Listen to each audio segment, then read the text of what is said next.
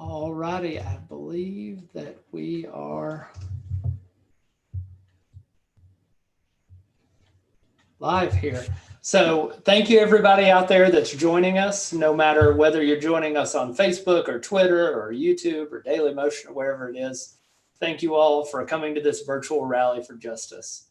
We have a bunch of speakers tonight to give you updates on the movements from Johnson City to Knoxville all the way down to Memphis, talking about what it looks like to be in the fight for Black lives right now, what's going on in the movement, what's going on with demands. So we'll go through and introduce ourselves and do some talks, and then we'll have some discussion. So please hang with us this whole time. There's going to be a ton of information you're not going to want to miss. So please stick around with us. If you have a question, please drop it into the comment section of wherever you're watching this video at, and we'll ask the question here. If you have a question for a specific person on here, please let us know who that is, and we'll ask the question of them. So we'll be on here for a little while discussing everything. First of all, really quick to introduce myself. I'm Matthew Park. I'm running for the Tennessee State House here out of District 15, which is in Knoxville. But before I talk anymore, I want to get an update because Andre's got to go. Get an update from him on what the movement looks like in Johnson City, and he had to call in with us. So, Andre, are you there? I sure am, my brother. Awesome, man. So what's the movement looking like up in Johnson City these days? It's beautiful. As of today, both sides that I was talking about joining together, they actually agreed to come together because at first they had conflicting views. One, the messages were confused as one group wanted to protest and then one group was more so about talking. Okay. Now my job was to come in and kind of be the voice of reason, basically.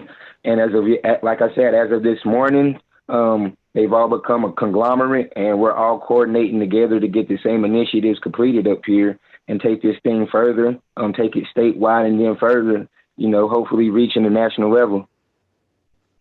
Awesome, man. So how's the political structure up there been meeting your demands, and have they been interacting with you? They have, but it's kind of on the side of neutrality. The mayor has given support on the news, but she hasn't been publicly seen back in the movement. So I kind of want to put a little pressure on her to be more public with it rather than behind closed doors and telling us one thing. And as far as local law enforcement, they have agreed to sit down with me. I have to get back to them late. Well, they said they'll get back to me by Monday, I believe, to speak about some things that the community has to voice. So they've been cooperative thus far on the speaking end. Now it's just time for them to kind of take action. So we'll wait and see. Awesome. Constance, do you want to ask any questions or get ready to talk about anything specific? Yeah, I guess my question would be that, even though your mayor has been supporting behind the scenes in the conversations, I guess, have you all been able to get her to solidly commit to anything at all? We've actually here locally sat down with our mayor and our police chief, and we've gotten our police chief to commit to some things, but, we're still working with our mayor to get her. I'm sorry, somebody is calling my phone. Good, great. No, you're okay. I'm sorry. All right, cool. But yeah, so we have been here with getting our police chief and our mayor to kind of align with our demands as well. And that was my other question. What was y'all demands? Because ours was very direct and specific to incidents that we've been dealing with our police department. And so therefore we made sure to direct that towards the changes we need to see here reforming for our police departments to ensure that we're moving in the right directions and not have a George Floyd or Breonna Taylor occur in our community, especially after we experience a Philly Felt. We don't need another one of those either. Right. Well, as far as that, I've been filled in on by both sides. The two parties, one called the New Fighters, that's one of the parties that I speak for, and also will speak in another organization is the New Panthers. And the New Panthers, they want Black community initiatives. Because I remember when I was growing up in the projects, they would have these lunch programs. I really don't see anywhere, honestly. They were thinking about instituting that, having other community reach out programs like food banks, places where you can do community service, like help build the community, because Johnson City's on black. That's just pretty much. So the fight is a little bit harder in a lot of sense. And no, she has not committed to anything solidly. That's why I said I want to put a lot of pressure on her publicly. Okay, dope. So I guess my question is, what is y'all demands? What are y'all exactly asking your police department to reform to? Like, what are y'all requesting for? As far as, like I said, what's been communicated to me thus far has been body cams, because those haven't been instituted in any police department up here.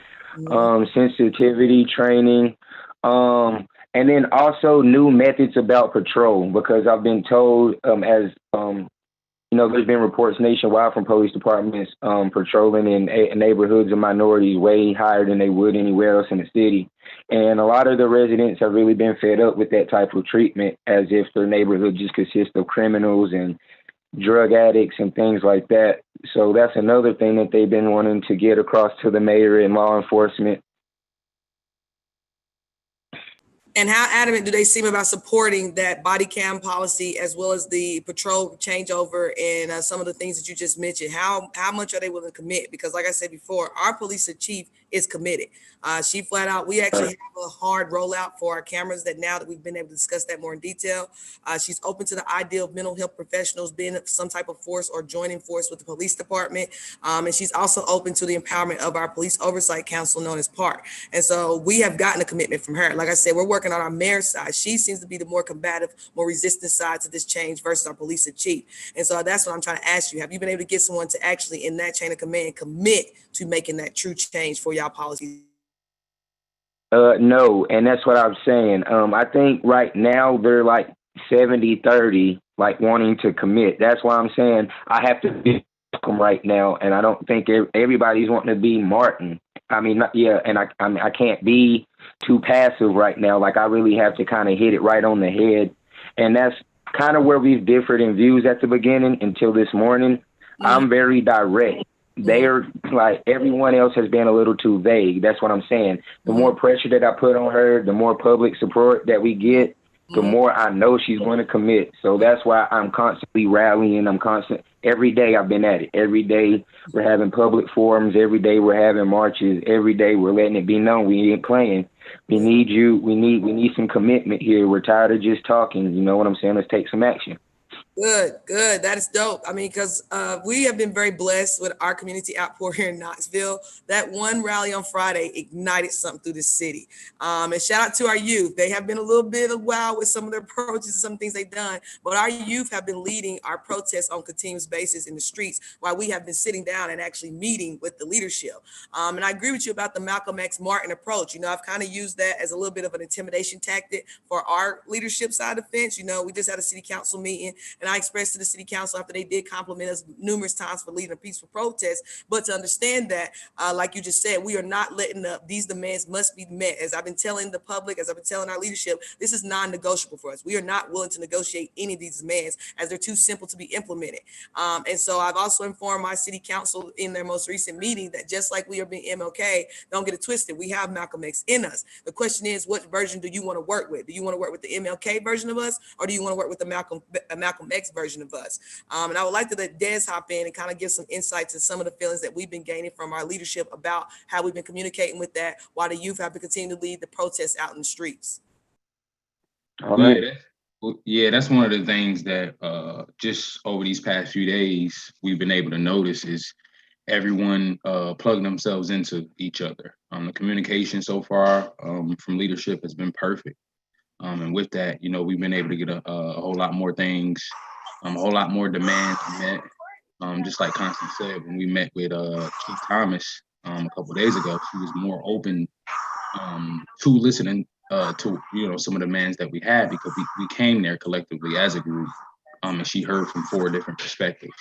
And so just understanding that it's a collective effort. Andre, I know you're all the way out there in Johnson City, but if you ever feel the need for us to, come out there if you're having anything up there. I mean, some of us will be willing to come up there and support you that way. We're planning our Juneteenth event coming up here in the next couple of weeks. We'd love to have Johnson City join us with that as well. So just a collaboration of work, man, understanding that it's a total team effort to get most of this stuff done. Right. I've been coordinating with everyone between here, Chattanooga, you guys, my hometown of Athens, Tennessee, to really just get as many people on board as I can. And Johnson City is really down for the Knox coming for the Juneteenth. I'm going to keep pushing that information. If y'all could, y'all have my phone number. Just text me all the information that I need to relay on all my social platforms to really get the voice of the celebration out there. I really hate that I have to cut the meeting short for myself, but I'm running super late. I have a ton of people I have to be talking to, and I'm pretty sure the mayor's going to. And I'm pretty sure the mayor's going to be downtown. So. Yeah. Like I said, guys, thank you for giving me this platform to talk and represent us all as one as we do this together. I love you guys from the bottom of my heart, even though we may not know each other the best, but it's all love on this side going forward. Let's do this together. Let's take the system down. Yes, let's do it. I love it. You've been in contact with you. Like I said, love you, and go put that pressure on your mayor. Make her do the right thing. You know, I got it. Y'all be safe. See you. Take care, Andre. Y'all too. Yeah, so big thanks to Andre for coming on, and anybody that joined us since he got on here. He's from up in Johnson City, helping organize the BLM movement up there. So please, if you're around the Johnson City area or if you're up there, please show those guys some love up there. Now, Constance, if you wouldn't mind, so we got to have a great meeting, I won't project that on you, Constance. Sorry. It was a great meeting from my perspective. We met with yesterday. We went in Black Coffee Justice, Black Lives Matter, and some other organizations went in, and we met with Chief Thomas, a couple of the deputy chiefs. We met with Ola, who's the interim park right now. So we got to run through a bunch of demands, what the status of those things was. So Constance, you might give us an update on the status of the BLM demands here in Knoxville. Yeah. Thank you, Matthew. So like Matthew said, we had a very successful protest on Friday evening, which was sparked by, of course, another Black life being taken at the hands of a police officer, particularly our male white police officers. George Floyd, Breonna Taylor, and Ahmaud Arbery want to lift their names up into power right now because that's just a dramatic shock. To have it back to back to back. Here's the catch. The shock of the death is nothing new for the Black community. Like I tell people, historically, this has been an issue for us since the day they took us and displaced us from our motherland of Africa and brought us off the boat to this continent. And as well as, the Aboriginal man who was also thrown into the slave trade with us right along. And so as far as the police and Black life being lost at the hands of these men is nothing new.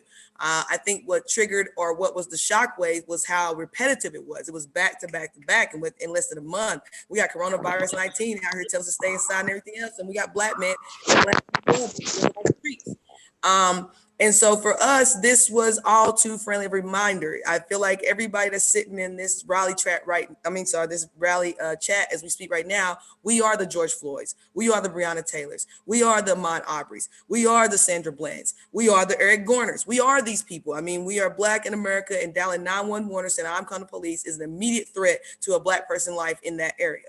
And so when we saw this, we realized that we just had this happen in Knoxville with Philly Phelps. Again, Philly Phelps is a POC, a man of color. His nationality was Cambodian. However, if you listen to the unfolding of even all the way down to the 911 call tapes to the actual approach of the KPD officer, Dylan Williams, of supposedly investigating what's supposed to be a hit and run. So here it is, a petty crime incident that's not supposed to cost a life, yet we have a man lose his life in the process of this encounter.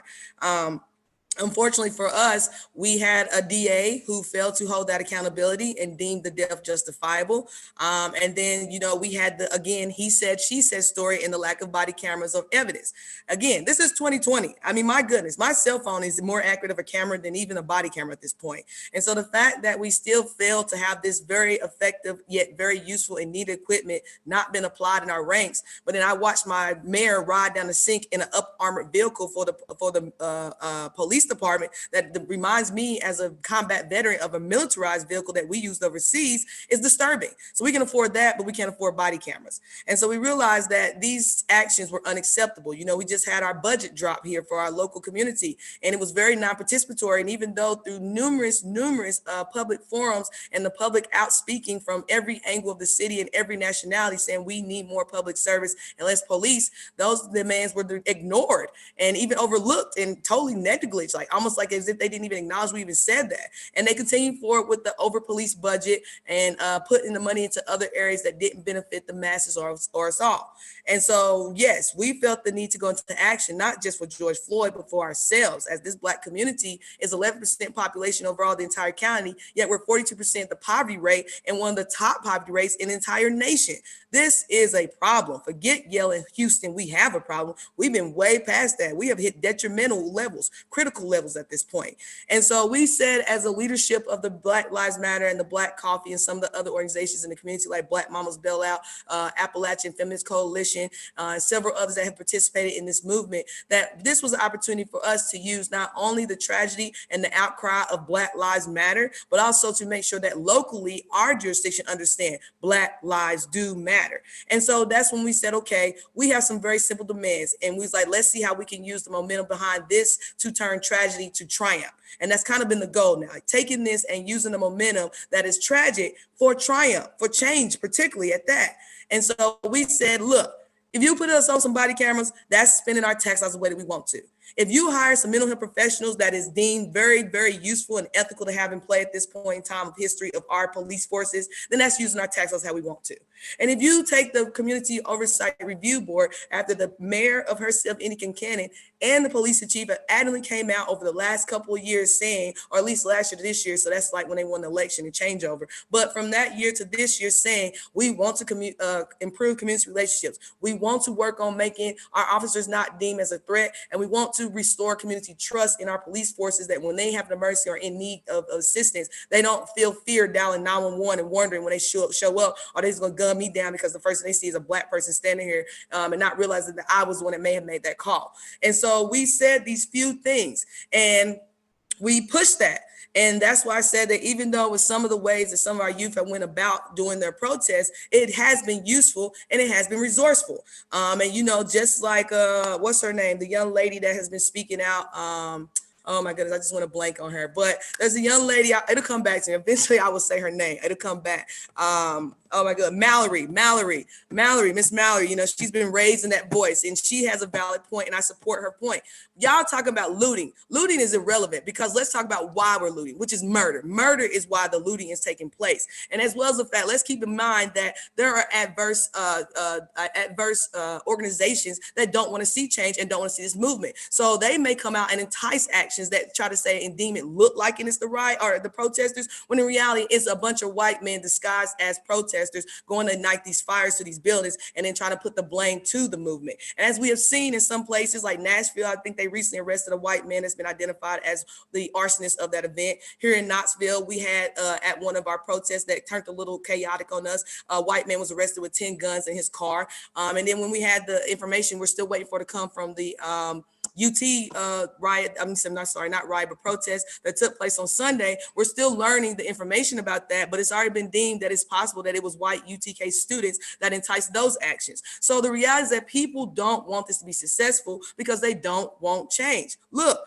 we're talking about taking something. White privilege has been very beneficial. white racism and the systematic oppression has been very beneficial. So imagine if you're benefiting from something and all of a sudden somebody comes to the door and says, guess what? We're going to get rid of this. We're going to take this matter of fact. You will fight that. You will fight that because that is talking about something that you have been benefiting from, now been taken from you. And so that's why I tell people, be prepared for resistance. Be prepared for challenges. Be prepared for obstacles. Be prepared for those that are going to do everything in their power to possibly make this look bad and as if something is wrong, as if we're doing a crime or we're not being the right on the right end of history in this action. But as we have seen from our past ancestors to getting here today, that when when MLK and Malcolm X was both alive, they were very hated. Yet today they are one of the top praised names in the activist in the ancestral movement. So that shows you that at sometimes when you're doing this, it can come off as a wrong thing. But the reality is that I tell you all the time that if they say legal never was right. And so if they yell it's illegal, guess what? Chances are high you are right. And so we have to continue to fight and we have to continue to push. And that's been our sole effort around Knoxville. And what drove what Andre is talking about, our unification opportunity by saying, let's do something for Juneteenth as a whole state and let our voices be heard as the state of Tennessee saying, we are demanding change for this country. And we in this state have all collaborated together as one and said that these are the necessary things that take place. We're holding accountable our people and our voters. We're holding accountable our politicians and our candidates. We're holding accountable our DAs and our sheriff and police departments. We're holding accountable the good cops versus the bad cops. We're holding accountable white people that know that this racist behavior is occurring. We're holding accountable for our brown and POC and Latino friends who have been making excuses for this behavior and said, no, the time is now to hold everyone accountable for their actions. And so, yes, as I told people before, this is the round for the culture. We are going to have change. There's no ifs, ands, or buts. The question is, as I said before, are we going to have change under the concepts of MLK, or are we going to have the change under Stokely Carmichael and Malcolm X? That's the greater question. Thank you so much, Constance. I couldn't reiterate what Constance just said enough. The reason, and I'm looking at white people who might have all lives matter sitting on the tip of their tongue. The reason that we keep saying Black Lives Matter is because our police institutions don't believe that. We keep saying Black Lives Matter because our banking institutions don't believe that. We keep saying Black Lives Matter because our prison system, because our workforce development system. Look at any institution that we have in this country, and it does not believe that Black Lives Matter. That's why we keep saying it over and over and over again. And that's why we are taking this opportunity where these systems have cracked under COVID-19 to rebuild something better. We're not building up the systems that were there before. We don't have time for that. People have waited for hundreds of years to be welcomed in this country, hundreds of years to be treated like people. We don't have time to rebuild broken systems when they've been torn down, and they need just a little more help to continue tearing them down, and we'll build something better. So I want to call on Alondra just here to talk to us for a little bit about her work at the Highlander Center and in the not at the Highlander Center. Sorry. I got confused there. At the Unitarian Church. There you go. No, it's okay. It's okay. I can do it. Okay, I'll let you introduce yourself. Okay, How about let me that? just do it. It's all right. So I want to do a disclaimer first. I do this now everywhere I go. Hello, Dasha, love you. Known you for my whole life. Hey, baby. So want to do disclaimer. I have severe asthma and a lot of health stuff. And so the reason I have not met a lot of you is because I'm one of those people who must stay in their house because I'm allergic to most people because we like to wear scented products that make me go to the emergency room. And I'm on a walker. And so I do my organizing a little differently now. And so we'll talk to both about what it means to have done work in Knoxville almost all my life, because this is where I come from, and what it means for me to do work nationally and internationally and put this in more globalized context, and to also talk to people that are disabled and chronically ill who feel like there's no place for you in movement, which is inaccurate. So my name's Lundy Williams. I live in Powell, Tennessee. Born and raised in Knoxville, Powell. Been organized a long time. So parents and civil rights movement. So we'll just say my mom saw Malcolm X, Martin Luther King same week, they had same message. And so if you read From Chaos to Community, not different message, different tactic, right? So really important for us not to put our own people in boxes, right? W.B. Du Bois, same message, and then died in Africa because he was done with the United States. So we allow people to box us in when actually we're not that boxed in, right? It's just who reads, who can hear what part, and people played roles in civil rights movement, right? Like the Big Six had roles. That's part of our problem. We don't have roles right now. And biggest problem is lack of infrastructure role. So here we go. So I got started doing organizing work in Knoxville as a high schooler and middle schooler around zero tolerance policies. So my freshman year, they enacted zero tolerance policies, which changed the game for young Black and Latinx kids in the city, right? Because then you started seeing way more and more people going into detention centers and juvie, right? And so I was the like lone high school person helping start the Citizens for Police Review Board at the beginning, long time ago. And our goal was not for it to be what it is now, right? Because someone had just been murdered in Knoxville, and the goal was for it to be a people-selected committee. But along the way, some people like Atticus Scott, who's now state senator in Kentucky, and other people came and left, like Perry Red, people pass away, right? And so the influencers and the leverage people like Danny Mayfield no longer around. So if people don't know Danny Mayfield, you should look him up. Beautiful soul who passed away very young. People took it over and made it something different, including the Black bougie people and Black middle class people that I love a lot, but let's be real, were complicit in the problem, right? So then it became a tool and not actually like an accountability body with teeth. And so the thing we have to deal with now is like, what does it mean for things to not become tools? How do we not just apply pressure when it seems like we're supposed to, but all the time, right? So I was around the beginning of BLM Knoxville, dear goodness. And I think part of the challenge is like, do we actually have the things that it takes to win? Are we really ready to transform or just argue?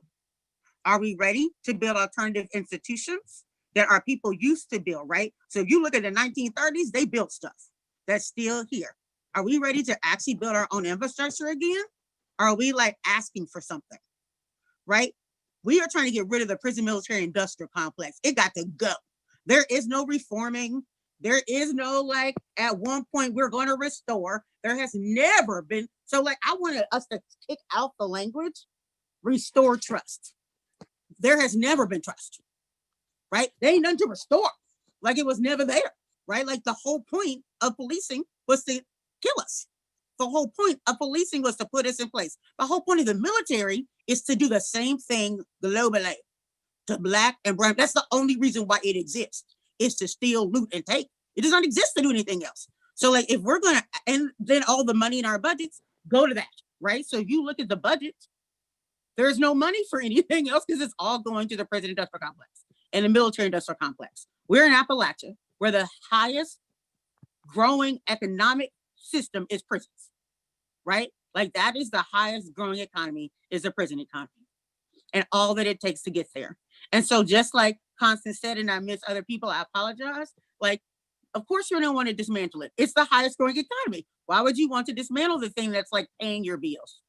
So the thing that I think is really important is like, what does it mean for us to craft different, right? I've got a project called Beautiful Solutions. You can look it up online that has examples of what people are doing that is not the police state, right? So in Guyana, they don't even have police. In New Zealand, which is Black people ran, Maori people, they do restorative justice for everything because they're like, actually everybody a victim. Everybody in community a victim, everybody a victim. We must restore all of our community. It's not, and victims have a choice in what they want to happen, right? So it's not punitive. They're like, we are community, how we speak in community. And so there are so many examples of what people are doing, including co-op. Even if they have prisons, like in Puerto Rico, people are not slaves under the Constitution. They changed it, right? And so even if you have to serve 2 years, you own your own labor. People making money and have business as soon as they get out, right? There is no debt because you actually are making your own money and paying your thing off. So like, even if not all the way what you want. There's things that we can do to help us get there. And so just want to say that because think sometimes we don't actually have examples of like, what would we do, right? So the first thing when people hear abolition, they like, but what we do with the people, right? And so then you need actual examples of what people are doing that say these are the things you can do, right?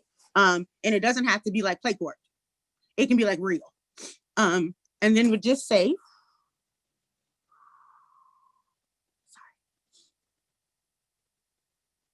that people globally are like ready, are moving with us, right? But they still got the same problems. You know, lots of countries have same problems. We're not alone, right? Not alone. And Latinx people here got same problems. We are not alone. Deportations happen every day, right? Help start a thing called Stay Appalachian Youth. Help start a bunch of stuff around this area. And so all these little marches and things all over Appalachia, these little towns, are because of work people have been doing for years, right? So really want to stress, sometimes we think we the first ones in the scene. No, people have been working a long, long time. My first thing around policing was with my parents as a child. You know, my parents desegregated Florida and Alabama. So like we on the backs of giants and we are our ancestors' dreams. And our ancestors are like, we in control. I come from people who have black towns, right? So I want to say Knoxville, a weird place, because people here little more acquiescent than other places. So when people move here, they very confused. They like, is everybody related to something? Because y'all ain't like trying to push nothing down. What's going on? So we get a little better. We get a little better. I'm so thankful to folks who are doing movement work in Knoxville now. Much gratitude. Much gratitude. Wish I could be on street with you, but can't all the time. But we'll be back one day when COVID over. And we'll just say for people who like me, who've been organizing a long time, really think about what it means for you to hold space. So now what I do a lot of is holding group space. What I do now of is helping give strategy and sharing lessons, right? Because that's what I can do. So really important to be like, we have people in pain, right? People are like, this is not just a thing that happens like in your move, like physical. This goes in your body for life. So the reason I have respiratory problems is from being shot at in Palestine and in Seattle and drinking water with natural gas in it because our region decides to put natural gas in water. And so my asthma got way worse from doing organizing work and movement work in the US and the world, right? And then all over the place. And so we'll just say there are consequences to everything, right? I used to work at Highlander. That's why you got confused. I was there for 11 and a half years. And I just want to say this so people understand what it means to do the work and don't get confused. So my first year Highlander, ended up at this thing called Take Back America. That was very strange, but it was like the Democratic National Convention before convention, and was on a panel. Oh, look at that beautiful baby. Was on a panel called Young People Got Issues.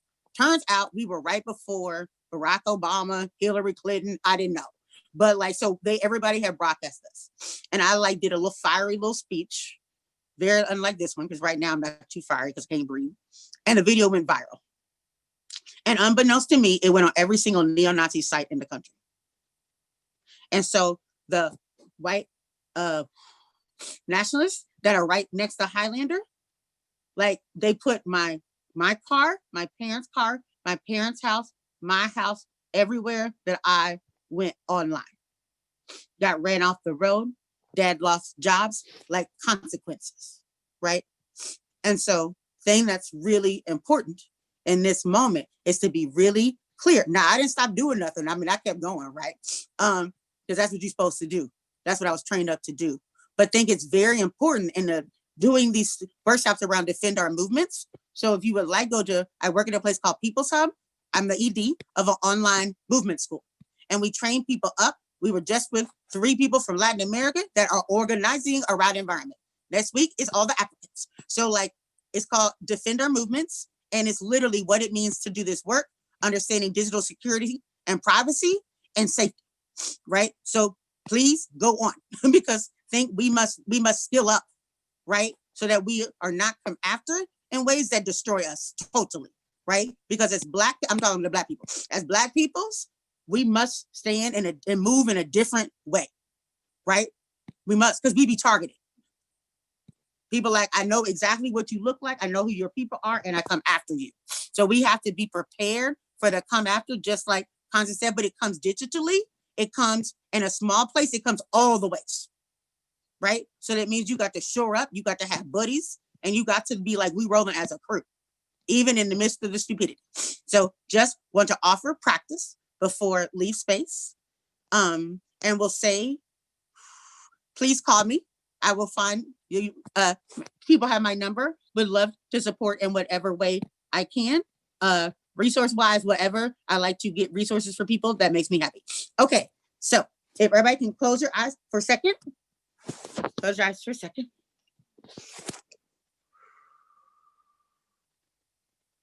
So I'm gonna say a thing first, and we're gonna do practice.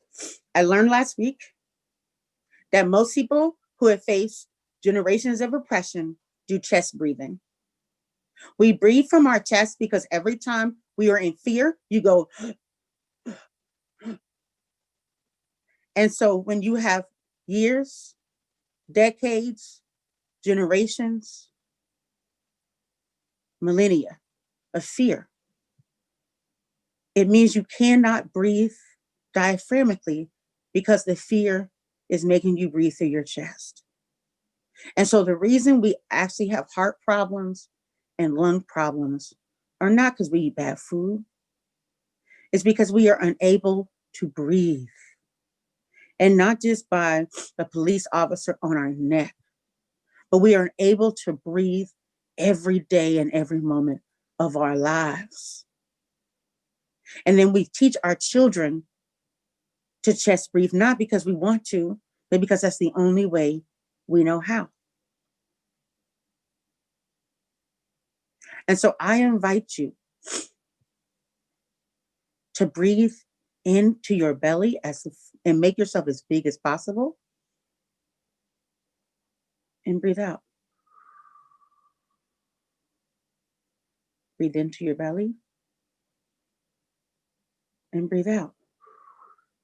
And I want you to keep breathing into your belly and breathe out. I come from a place, I'm going to a place, I am and I am. Thank you, Linda Ferris Bailey. I come from a place, I'm going to a place, I am and I am. I come from a place where we are already free. I come from a place where we are liberated inside and out. I come from a place that we will not stop at anything other than total transformation, even if we don't see it all in our lifetimes. I come from a place where I know in my soul and in my spirit that we have the ability to move together. We have the ability to transform this world. And we actually also have the ability to transform ourselves so that we know that we are worthy. We are going to a place where worthiness, love, care, and us knowing we more than matter. We actually more than matter. There's a level beyond mattering. And we are going to a place that we know that we are so worthy, that it is so divine in our beings, our bodies, our breath, our soul, our blood, and our tears that nobody can tell us otherwise. Because when we know that in our gut and in our root, nobody can stop us. Not even the movement itself, which has the same problems as the rest of the world. And so I implore you to make this movement we are in the embodiment of liberation, the embodiment of what we want to see, the embodiment of how we want to live, and not the embodiment of what we don't want. Let's make this movement what we actually want change to be. And so I encourage you to put yourself in like a time warp and like a pod and get to a place where you are feeling, seeing, smelling, and tasting liberated community. where your wholeness is already there. And hold that vision, hold that reality, hold it all in your entire breath and in your bones and in your spirit. Because that is what sees us through when we go through the hardest things we can ever imagine. Breathe in and breathe out. Breathe in and breathe out. We each have a light of protection that surrounds us. Hold that light of protection. Hold the love that I'm sending you through the Zoom. Hold the love that you're sending each other through the Zoom. As we fight, we reimagine, we restore, and we actually have resiliency practices, even if we hate the word. But the key is, what does it mean to do participatory governance, to have commons, to have true reparations and restoration, and to be whole in all ways, and for our communities to be whole. Breathe in one more time and breathe out. I want you to put your hands over your eyes. Blink 5 times in your hands. Give your eyes a little massage. Take your hands from your eyes to your temples and then get a little massage. And when you're ready, open your eyes. Thank you.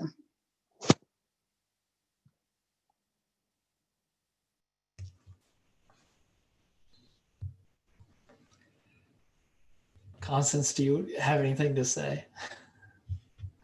I don't know that I want to follow that up. You know, I don't have much to say other than the fact that I agree with everything you said. Honestly, like you said, this is a Black nation movement. This is about liberating Africa, if you want to get right down to it. Because the reality is that, why is all the chaos happening? If you want to look at that root cause, where's this root cause coming from? It's over the economics of Africa. Because before the world went crazy, when we owned the continent and we had the control, the world was at peace. But when outsiders came in and discovered the value, the abundant value at that of Africa, that's when we saw the chaos start to break out. And that's when the agenda, as Ms. Alondra has expressed, the agenda came to start trying to oppress the Black nation and us not identify who we were, where we came from, so that they can maintain that resource of economics. And so to me, like as I've expressed with Matthew, Des, Dasha, I'm pretty sure everybody out here, if you have some understanding, this is due to Africa and what it holds. And that's why the Black nation must liberate and go home and claim our continent. I mean, for those that be yelling, well, I ain't from Africa, we're America. Guess what? America's ours too. Our ancestors built this country, so it's ours too. We have a continent and a country. So we are claiming both. But the reality is that we want this to stop. It is going home to Africa and that liberation taking effect. And so I thank you, Ms. Williams, for your insight and your understanding. And I agree with what you said as well about Malcolm X, Martin Luther King. It's true. It was one agenda. Later on in both of their lives, they start to admit how they were the antagonist and protagonist tag team duel. And she's correct. History shows they always exist. W. Du Bois, and it was Booker T. Washington. Sojourner Truth and Frederick Douglass. You always have your antagonists and protagonists in that leadership of space and who's holding what. But the concept is that they are pushing and pulling each other to push for that greater change overall in general. And that's when I say, do you want the Malcolm X or the MLK approach? That's it. It's an approach. Like you said, the agenda is the same. It's just which one do you want? Because one was more aggressive and more was a little bit more, not unaggressive, but was more negotiable. So one was negotiable, more was like non-negotiable. It's more the approach. And right now we are in our MLK mode. We are approachable. We are negotiable. but we can be very non-negotiable and very unapproachable as well. The question is how long or what do you want in that capacity when we speak to our leaders? And that's why I think it's important to go ahead and bring Ms. Dennis and Dasha into this, because they are running for these very positions of future leadership. And I think it's also important to have Des come into this conversation because he is that Malcolm X to their MLK. They are our MLKs, and we are more of the Malcolm X role as the activist side of the fence. And it's dynamically duo, but because as Ms. Williams expressed, we're smarter now. And we realize we can play that game together. We can a chessboard and play these chess pieces in different capacities and different roles to where some of us are going to be the bishop and the rook, and some of us are sometimes going to end up having to be the knight and the king and the queen. And some of us even got to be the pawns. And as she said, it's levels to this and roles to this. But at the end of the day, everybody must be playing with the same concept and the same ideal because we're attacking a monster. This is a monster that we're talking about taking down. And she's right. As I said, one of the first steps of infiltration is to play that we get along, right? Because we need to get to know our enemy. And that's why I said that we have to try to find a way to get in the door. And so we're like, oh, let's work with you on this poor, broken, destroyed, nasty system and make you think that we're trying to side with it. We can gain ground, though. And then we can learn from them. What is this system? What does it look like? Find those weakest links and literally start to break that system apart to reestablish another one. Or as with the prison system and that concept, we want to get rid of it altogether. We want mental health and drug rehabilitation services replacing our police forces.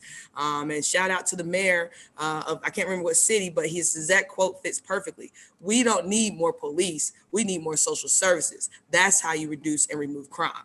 And so I agree. And so I think that could be something that maybe we have to statistically start looking at to get numbers to support you guys that are infiltrating in the political rings, to show maybe areas where social service is over the police, like more employ, more funding that way versus the police departments. That could be a model that we could use to start showing how those who are over police and look at their numbers and how their production and rate is going. Because as Ms. Williams expressed, yes, Tennessee is one of the highest areas in the prison population. And we have a big monster here known as Core Civic that we have to figure out how we're going to do something about. Just because Core Civic, through its own practices, has allowed deaths to even take place without much accountability or answering for that. And again, that is due to the fact that they pay our politicians, though, at the same time to keep their mouths shut. And so, yes, again, it is many, many pieces to this. But again, I want to be quiet and I want to let our three guests who haven't said much of anything get involved in this conversation, talk about where they're going with their own angles and tactics for the future as they take their offices and what they plan to do to address this on their side of the fence while we push on our side of the fence to support them. Dasha, you want to talk to us? Yes, I go ahead and talk. I mean, it's hard to follow Constance and Alandra with this amazing speech. I am so grateful to be a part of this. I'm taking notes. And what you said, I think it's important with this movement that everybody knows their role and not hating on each other during this time. Although we are in chaos, I see what's on the other side. And I believe that we can get there if we work together. And that was one of the reasons why I campaigned on the hashtag We Are One. Everybody's voice matters in this movement.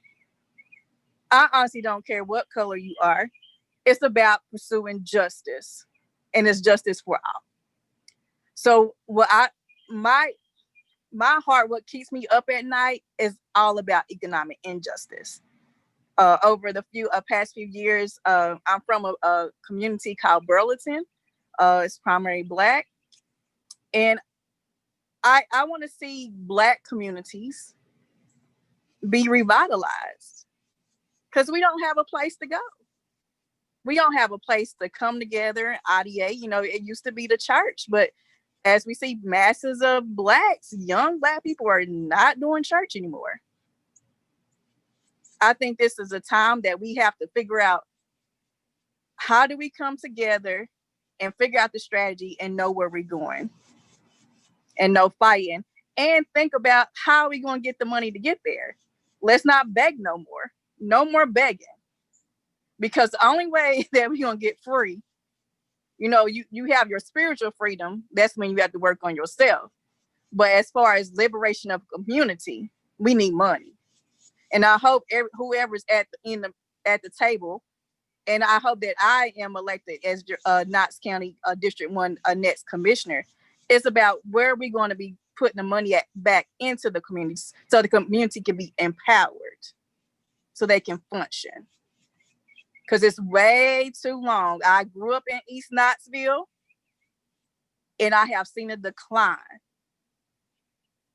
It's not fair. And especially in our district, we have Mechanicsville and Lonsdale. Mechanicsville was the oldest Black neighborhood, if I'm not mistaken. They have had a decline.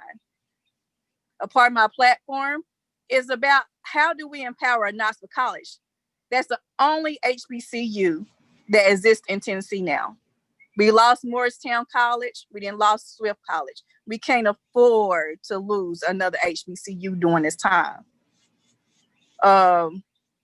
HBCUs, I feel like that's the holy ground, the healing ground for Blacks to come, be educated, be empowered, be healed, so they can go continue this movement when our time is finished. I like what Landra said. This is a global movement. We might not see the fruits of our labor, but we should always make sure we're teaching the younger people. So I'm glad that Constance said that you mentoring the younger protesters and educating them so they know so we can stay focused. Because I think that's one of the reasons why we're in this position now. All of our leaders ain't reached back because they made it about them and not about the masses. So that's where I'm at. If you have any questions, please ask any questions. But yeah, it's a beautiful time. I want everybody to stay encouraged. I wake up joyful, even in the midst of chaos, because I see the liberation. I see entrepreneurship. I mean, I just see us thriving. And I'm gonna go churchy. I see the land of milk and honey. And we get there, we work together. And that's the main thing. We have to work together. Know your position and play the role and keep it moving. So we got a question for you from Facebook, Dasha. Yeah. So people want to know what they can do to make sure that you get elected in August. Well, we can vote. Election day is August 6th. Just vote. Make sure you register to vote. Tell your friend, tell your cousin, tell your aunts, your uncles, everybody to get me elected. Once I get in there, we are a team. This is not Dasha's agenda. This is our agenda. And when I sat and thought about running for office, that 42% poverty rate stayed on me. And we have to decrease that.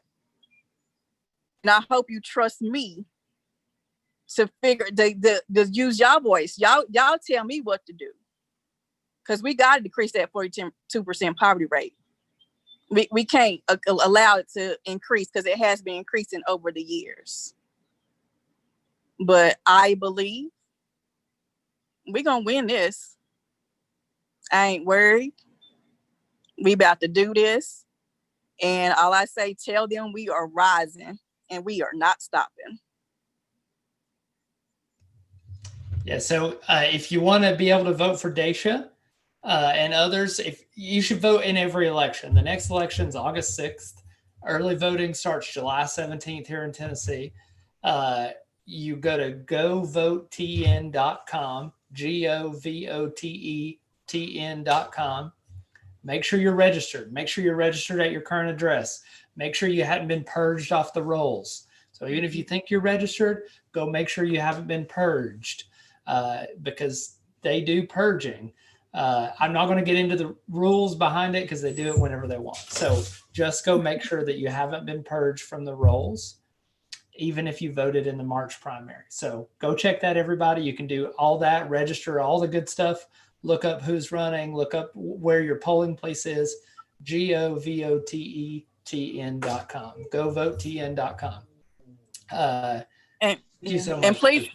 And please know that they don't expect us to vote. this August election is usually a low voter turnout. Mm-hmm. And people love that. People that's not on our side of justice, they say them black folks ain't gonna vote. It don't matter. Their voice, they don't care. We gotta change that. So I'm grateful for this time. I'm grateful for the organizing that's going on. Like I said, I see the shift.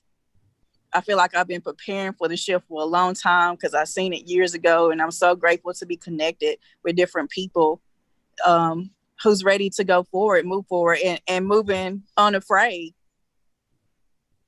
And those who are fearful and afraid of everything, reach out to one of us because we can give you a strategy to get over that fear. It's time for you to fight for your liberation. And it doesn't mean anything that someone has to get hurt. It's really about believing in yourself and believing in the power that you have inside of you to help change whatever. And sometimes it's just reaching out to a one of our youth. Sometimes it's just mentoring. Sometimes it's just showing up at a meeting and passing the information. It doesn't have to be anything big, but everybody plays a part. And I just want everybody to know that. And if I'm going off on a tangent, I'm sorry, Constance, you just shut me up. But I just feel like it just needed to be said. Everybody matters. And that's why I said we are one. On the floor, they are free to speak their soul and their spirit. We still have 2 more people to get to. There is no limitation what you have to say. This is a very serious matter for my. It is a very serious matter, and I'm tired of the hateration. I had an interview a couple of months ago. I said we have gotten PhDs in hateration, and our community's broken. That's some BS, and we got to stop. It's time to stop. You drive down the community, you see blight everywhere. No businesses, broken windows, houses falling apart. And it's because we've been bickering. Now, I know there's laws that's preventing us from moving forward, but I think if we just start with us and get organized, which we're doing now. So, yeah, it's enough money for everybody. We're not fighting over crumbs, and we're not even asking for crumbs anymore. We asking for enough to rebuild or build. Let me make sure I'm using my word. Alandra correct me because she didn't tell me it's not restoring trust. She's like, we never had it. But we are building, and it's our time. So I'll finish. I let the others talk. Well, I just kind of I don't have too much to say. Yeah, I don't have too much to say, but I kind of want to piggyback on some of the things that Miss Lundy stated when it came to economics, and just understanding that equality isn't enough. Like, I know this is a battle that we've been fighting for years, and we've been screaming equality for years, but understanding the difference between equality and equity. We like to leave out that equity word because one of the things I've learned is equality is just about being treated the same. You know what I mean? With equity, there's this sense of fairness that every person receives. You know what I mean? I get the same opportunities to be successful as everyone else. And that's another thing that we're fighting for. I just don't want to be treated the same as you. I want to be able to walk in a bank with the same FICO score as a white man and get the same loan. You know what I mean? So, and understanding those things and attacking that fight as well is going to help us, get to that economic level that we're looking to get to. Buying back the block, being able to put money in trust funds, provide for our kids. When I say kids, understanding that this is a generational fight. What Miss Lundy said, if we don't get to see, if us on this call don't get to see the end result, we want our kids to be able to see it. We want our grandkids to be able to see it. Because we've been going, this has been a year fight, hundreds of years we've been fighting to get to the point where we want to be, and understanding that it's not going to happen tomorrow.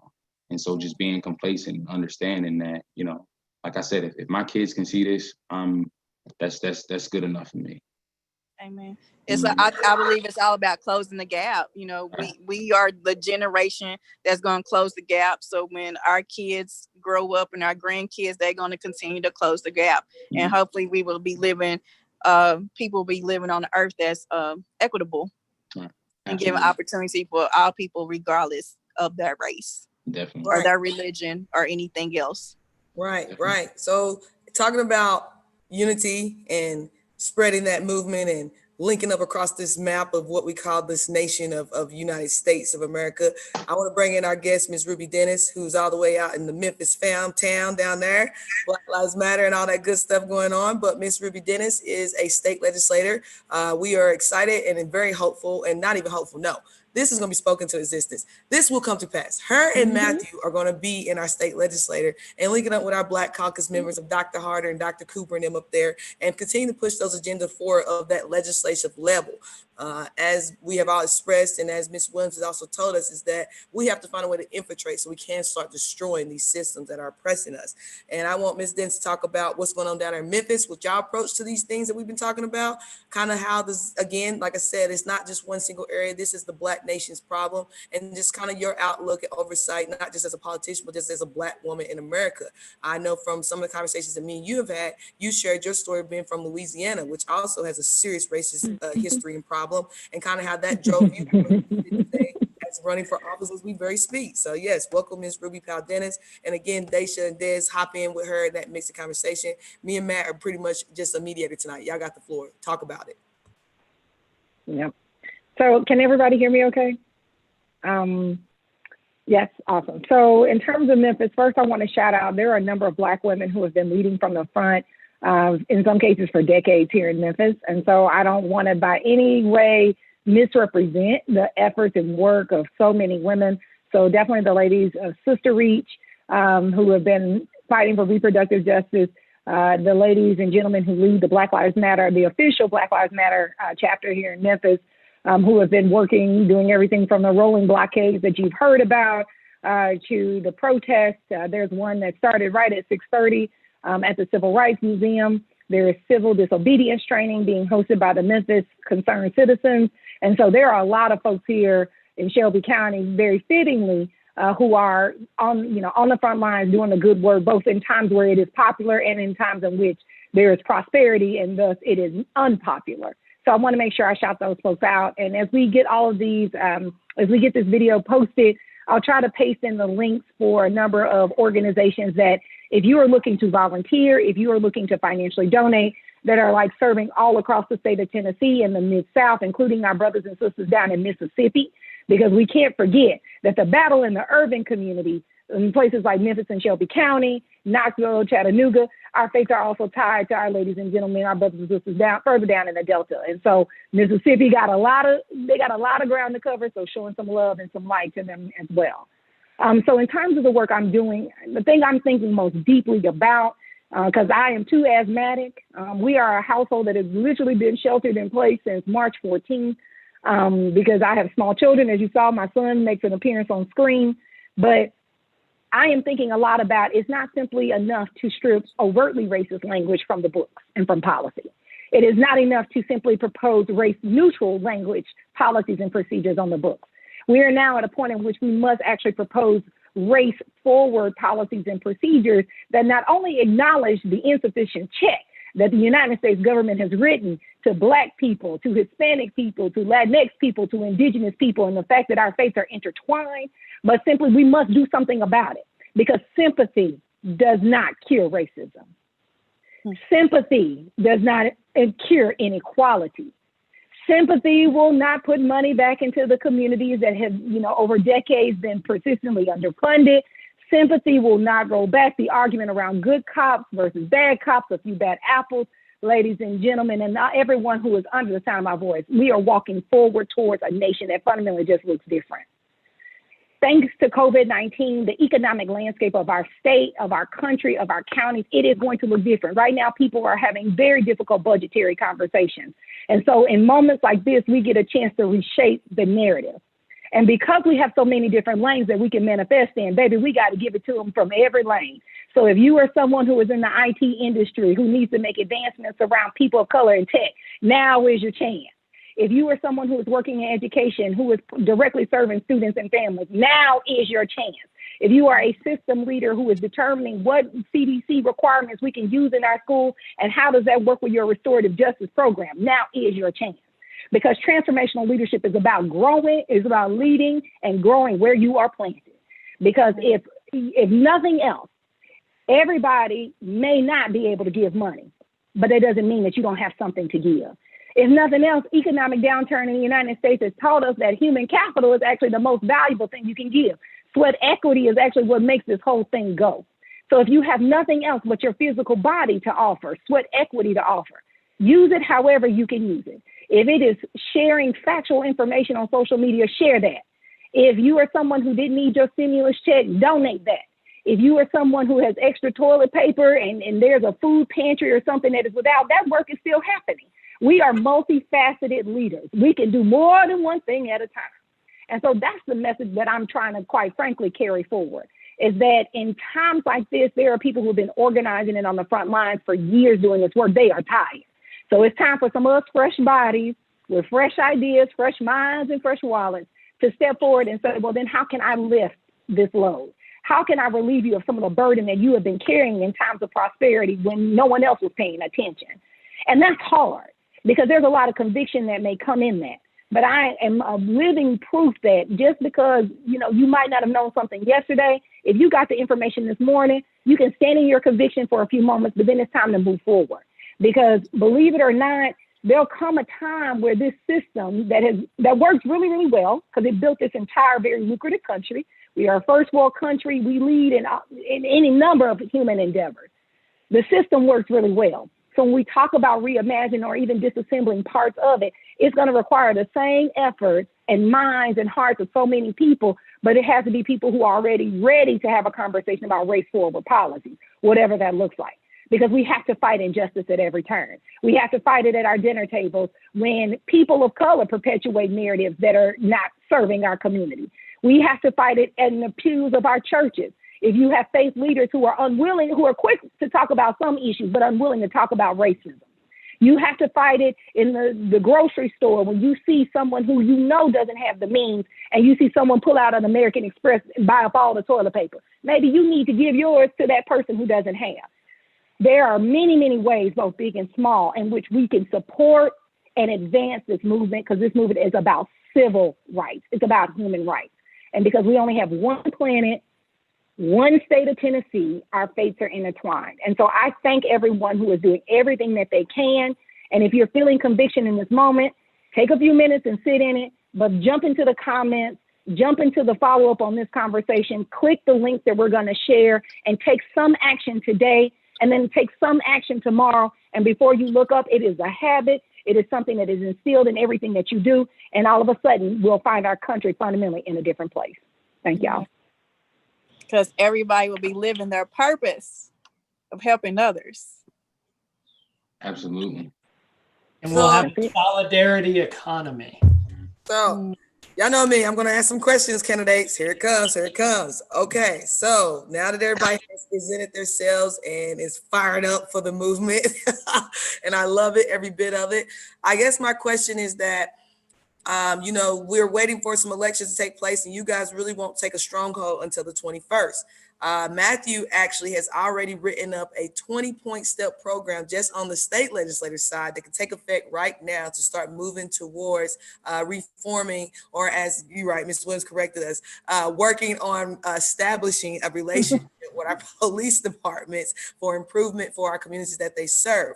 And when I look at what Matthew's laid out, it's an excellent program, and definitely Matthew put that link in about what you're talking about on the state level, what we can do. Thank you to Matthew. We've learned a lot of different things about a lot of stuff that's going on the state legislative side that can be changed or can actually be looked at and amended. One of the things is getting rid of the state trooper police, because we have sheriffs that share county space, and then you normally have some type of in-city or metro jurisdiction that exists inside the city. And we're also seeing one of the increases coming now with the whole thing of mental health really taking the platform of assisting these calls with these officers. You know, like I said before, a mental health specialist is not there just to protect the public, it's also there to protect the police officers. And as I've stated before, when we look at George Floyd's death, a mental health professional was needed, because if they were there, that man would have been alive, because if nothing else, the mental health professional would have stopped the actions of the police officers. That is their hypocritical oath and duty that's on scene when they represent the area or step out in the space. And so for you guys as the state, and then Dasha, with you being a local representative and getting that information from state level legislation coming down and implement into our county level legislation, the question I have for you guys is, what does it look like, number one, mandatory, at least across the state of Tennessee, for every police department, sheriff, state trooper, inner city, metropolitan city police departments having that body camera on? No ifs, ands, or buts about it anymore. Putting the body camera on. And then number two, looking for a way to not necessarily, I guess, say decrease police forces, but don't allow police force to grow anymore, and start implementing a mandatory mental health department or infrastructure or something to support the police officers when they step out on the scene and realize, I don't have to really be addressing this call, because the call is not about a violent crime or some type of protective emergency assistance. It's about someone who's having a mental health crisis breakdown, and I need to get the proper services on ground to assist this person in the proper way, so that holistically, health-wise, they are taken care of and not criminalized because they have a mental health issue that's been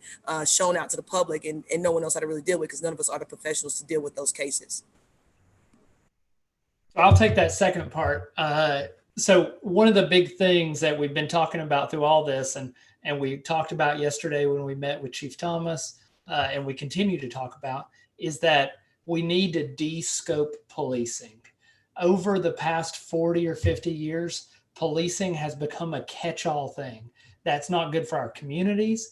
It's not good for our people. It's not good for the mental health of police officers, because when you are used as the government's Swiss Army knife, that is detrimental to your health, and it's detrimental to our communities. Police officers shouldn't be going out on those mental health calls when it's just a mental health issue. And we should figure that out during the 911 dispatch, when the phone is answered and we figure out that it's a mental health issue or some other issue, substance abuse, or something that we can divert. We can divert it at the dispatch level and send out very specific assistance to those people. We don't need to send police out for every single thing. And that's something that police are interested in, because that helps keep them safe too, because they're not being used as a Swiss Army knife. So I think that we can definitely help do that on the state level. And then as far as body cameras, we can for sure mandate body cameras on the state level. I'm not sure how much that would cost. I think that we would have to do some state grants to help some of the smaller departments that don't have the money. But we for sure need every law enforcement officer, and not just local and state and county police and sheriffs, but for instance, the Department of Revenue has a law enforcement division. So we need to look at having those people have body cameras. We have tons of law enforcement divisions inside other departments all across the state. We need to look at the National Guard, right? The National Guard are being used in Nashville right now. So we need to look at those people having body cameras. We need to push that out across the board. And I think that's definitely something I would be interested in, but I'll turn it over to Ruby to tell us about what she thinks. Certainly. One thing I'm thinking a lot about is just requiring de-escalation. I think ultimately, at the end of the day, people need immediate relief, and we need to have policies and procedures on the books that people, first and foremost, they want to see change. They want to see some change with their eyes. And Ms. Williams shared about building trust. And so requiring de-escalation is one of those, either you did it or you didn't, right?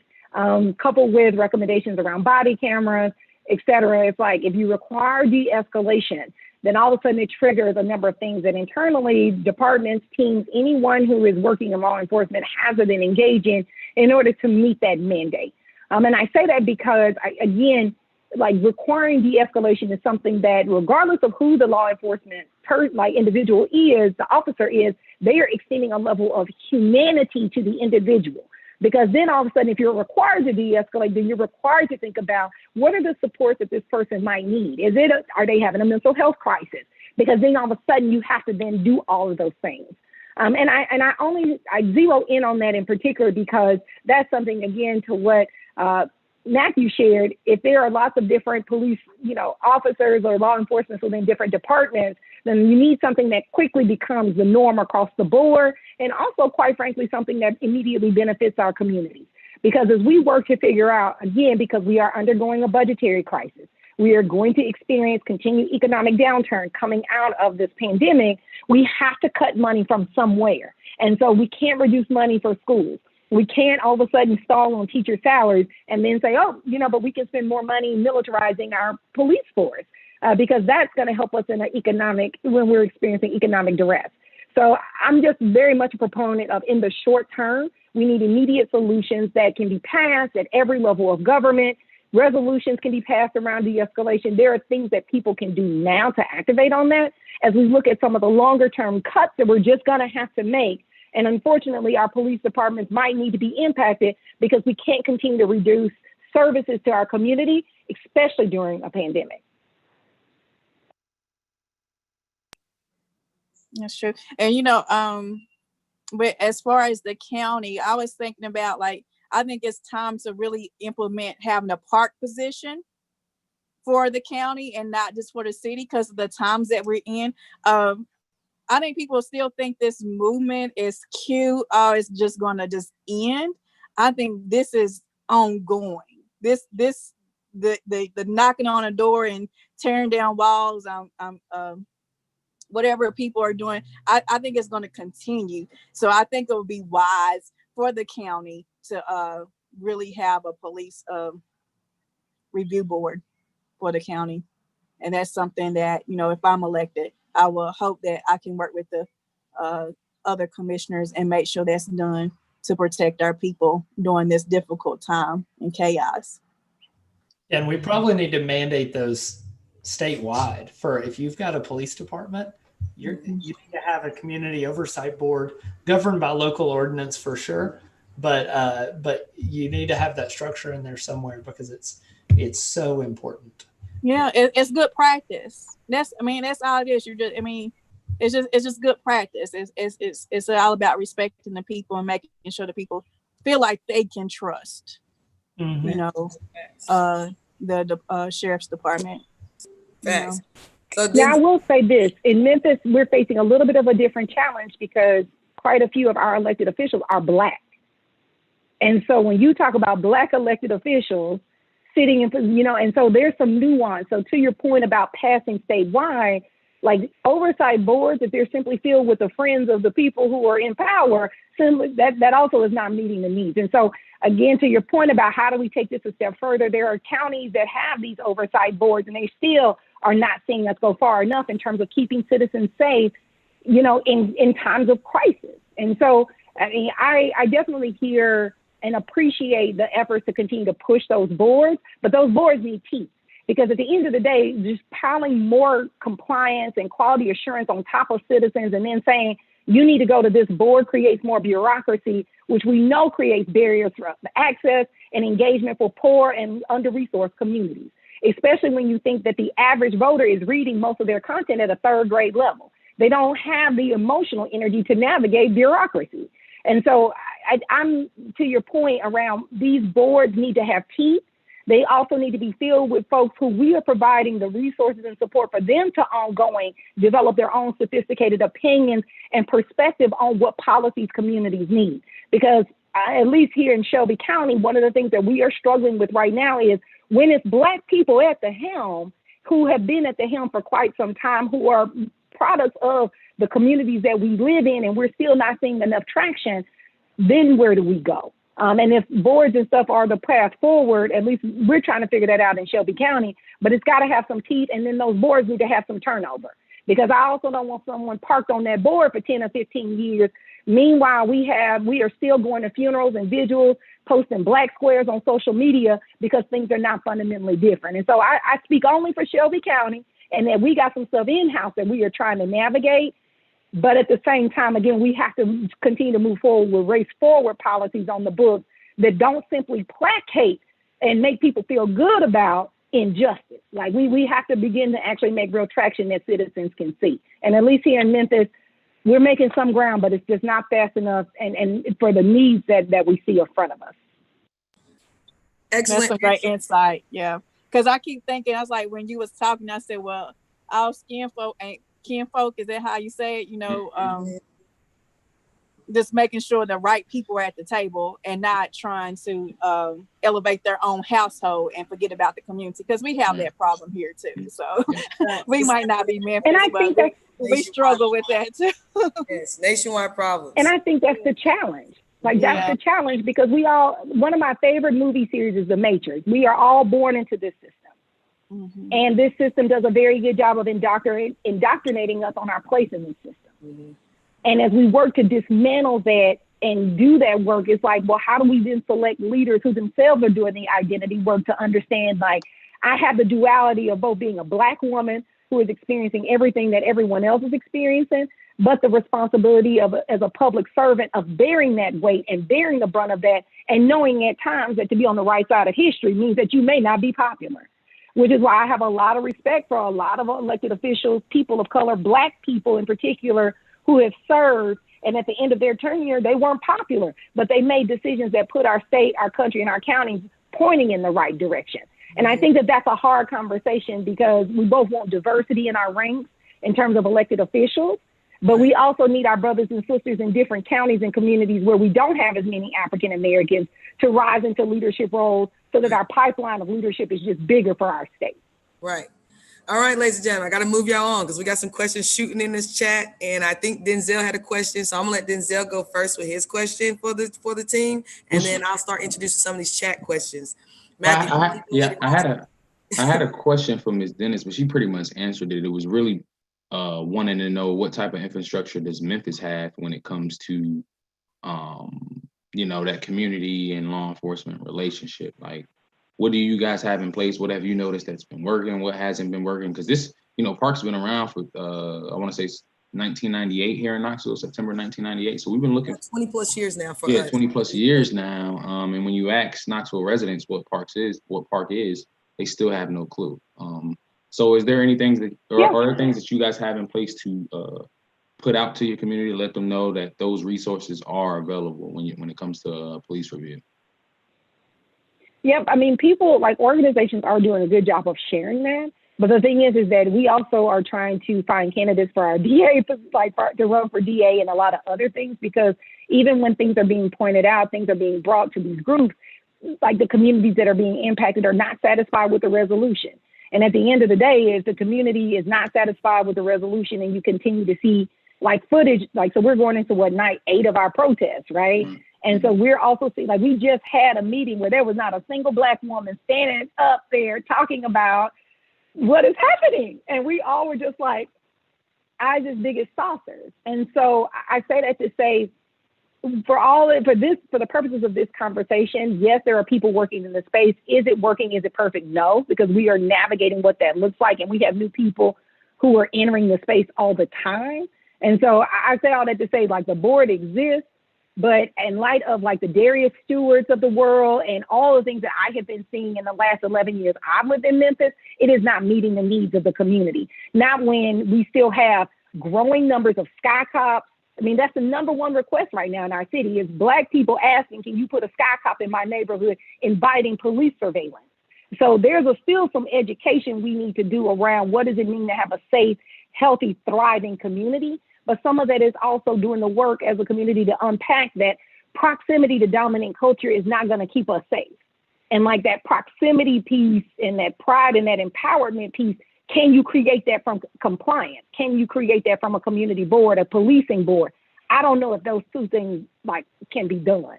So I say all that to say, they exist here in Memphis, the boards exist. I know that they are working, but based on everything I am seeing and the things I am hearing from people who have been activists in the space a long time, they are not satisfied. And their response to me that they are not satisfied is the answer that I need as a candidate running for state rep. It might be working for some, but it's not working for enough people. Thank you. And so now we're going to enter into some of the chat questions. And I'm going to combine a few of them together, especially those that kind of make sense to go together. So Ms. Vivian Shipe, shout out to Ms. Vivian Shipe. Ms. Vivian Shipe is one of our elder member activist frontline leaders that has been fighting this fight for a long time. And it's exciting to get to link with the elders when you're kind of taking that forefront or getting that torch passed along to you to now take that step forward. And Ms. Vivian handles our voter registration, what we've been talking about, vote, vote, vote. That's step one for the people side. We must vote here. And her question was, who chooses the officers? That is something we must change. Who makes the final decision? Why is there not a public citizen on the final decision team? Why is only a few people of color qualified? And then the backup question I'm going to add to that comes from Stephen White. Shout out to my boy Stephen. He's been doing some crazy economic things. He's about trying to start an organization that is like Dasha Lundy's organization with the Women LLC that's focused towards Black economics and what Des promotes with Mom, Black economics as well. And his question is, why are the law enforcement's addresses not listed as public info on the city website? Just like our political elected officials, your addresses and homes and other things, information is made available publicly as well. And his argument to that is that, don't you think that would curb police violence if their addresses were public? Because obviously, if people know where you live at, you're probably less likely to be violent. And so I'm going to open it again to all three of our candidates.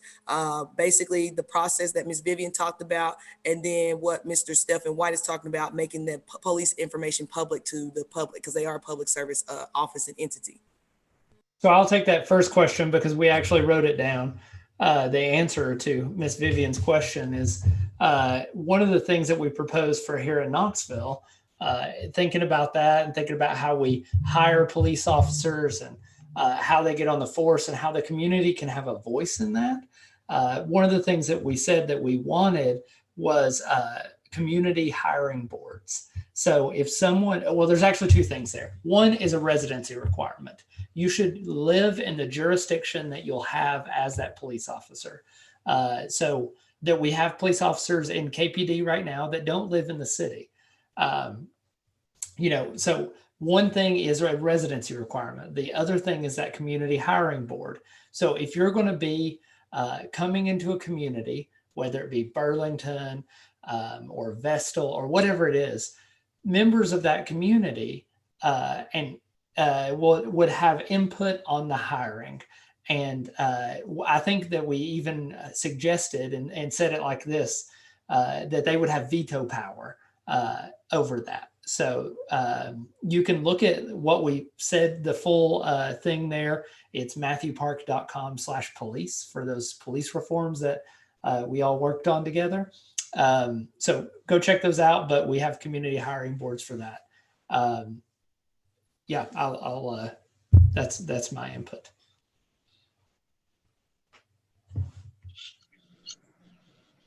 I mean, I agree with you, especially, with park position. Was Ruby about to talk? I'm sorry. I can't tell. But especially the city of Knoxville is going through their park hiring process. And a lot of the community was upset because they didn't even know that we was in the midst of trying to hire for park. And I think, whoever has that position, I think the community should be involved in that process because they will have to be close to the community and be able to educate the community and have the trust of the community.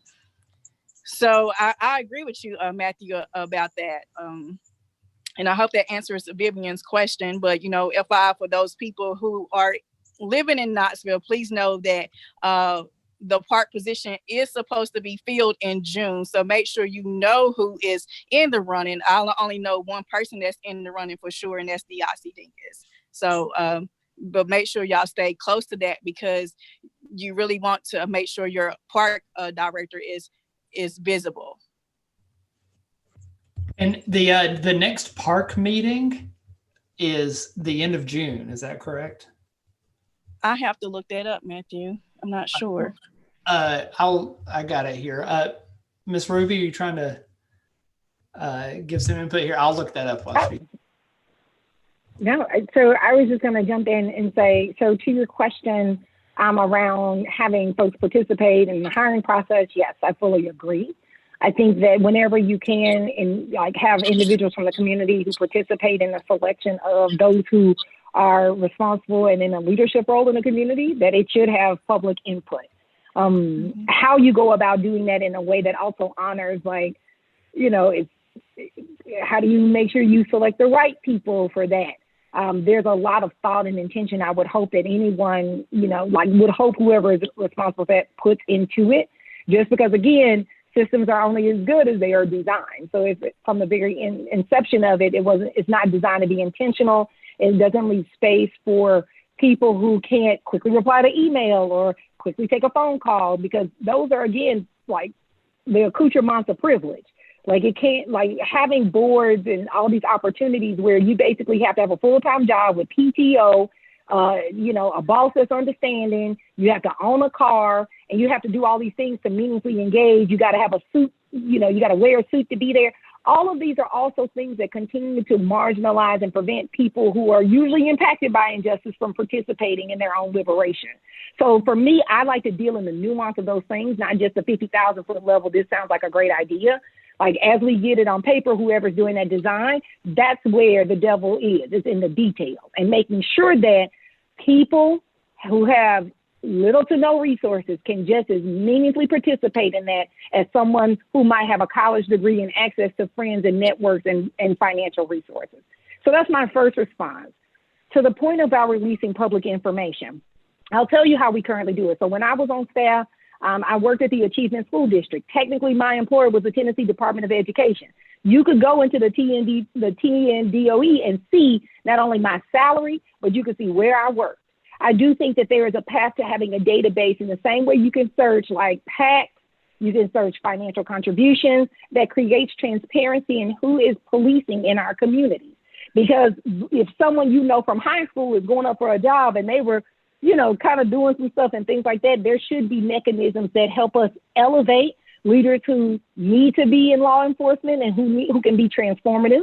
And so we need to make sure like there is just a means for, if not at a minimum, a database within our state departments where you can look up who is working in law enforcement and see information on them, and that's publicly searchable. It doesn't have to be something as simple as, you know, it's all going to be on a Word document on the very front page of the city, because I also think that we don't want to get in the habit of discouraging Black people from going into law enforcement. Like, I don't want to be in the camp of discouraging Black people from going into any industry or profession that they might be passionate about, because that's also putting people in boxes. And so I say all that to say, like, yes, the information should be publicly available, but it shouldn't be so readily available that it then gets weaponized to keep Black people and people of color from applying for employment opportunities in these organizations that are funded with taxpayer dollars. Thank you, Ms. Dennis. All right, Des, do you have a question, or do I get to go back to the chat and ask the question? We're going to try to rotate some of these questions through. It's getting close to, I think we're going to try to shut it down at 8:30, so not to rush, but we have been running this thing for almost 2 hours. And it's crazy because people are definitely tuning in. They're a part of this, and that just shows the power of the movement. But we're going to try to shoot as many questions as possible. So, Des, did you have another question for our candidate? Let's go ahead and get a question from the comments. Okay, well, one of the questions that has been kind of, I'm gonna formulate it because it's kind of like a group of the same concept that's coming up in some of the comments, and understand we're streaming on a couple of different pages and there's different comments at different pages. So I've been bouncing through the pages. So on the Black coffee section, one of the questions that's coming up is participatory of what we've been talking about, the public participation in our budget, public participation in our police forces. And I know here locally for Knoxville, one of our issues is that we have a charter in play, but our charter is trumped by our state legislator. And one of the concerns that we have is that our mayor has a lot of power and our council is pretty weak. Our mayor appoints several different types of positions all over the place, as well as the fact she appoints our police chief, and that's kind of how that channel works. It's the police chief to the mayor, and then the mayor's distributing that to the council for vote of approval, mainly with budgeting and funding is more where the council space comes into. And we would like to see a design on the state legislative side of the fence to kind of balance that. One person should not hold all power. That's just a real concern, especially when you're spending the taxpayer dollars in those capacities to do what you're trying to do. So it's like, if you're spending our money, we're automatically involved in the conversation, right? If I got a return that I need to take back to Walmart, Walmart don't tell me, okay, well, we'll send it up to our board and we'll make a vote on it and we'll let you know what the decision's made. It's no, I'm economically supporting your infrastructure of your business. And therefore I have a say so in this argument about if this product was deemed acceptable for my needs and I get to return it because it didn't meet my standards. Well, it should be the same concept in our politics, especially when you got a budget on the table with taxpayer money and we're not having real say so to that. So what I guess the question is that I'm trying to sum up for us all is, what can the state legislature do to basically impose or even force participatory budgeting and participatory activity of the public in our police departments and our public service? Because again, having one person with that much say so is very concerning. And then for you, Dasha, on the county side, what are some of the things that if you stepped into office, next year, that as the county side, because you do have the say so to the city, because the city falls into the county, one of the ways that if the state legislature is able to write legislation to support taking the mayor's power away and giving it more back to the public, that you would, as a council member,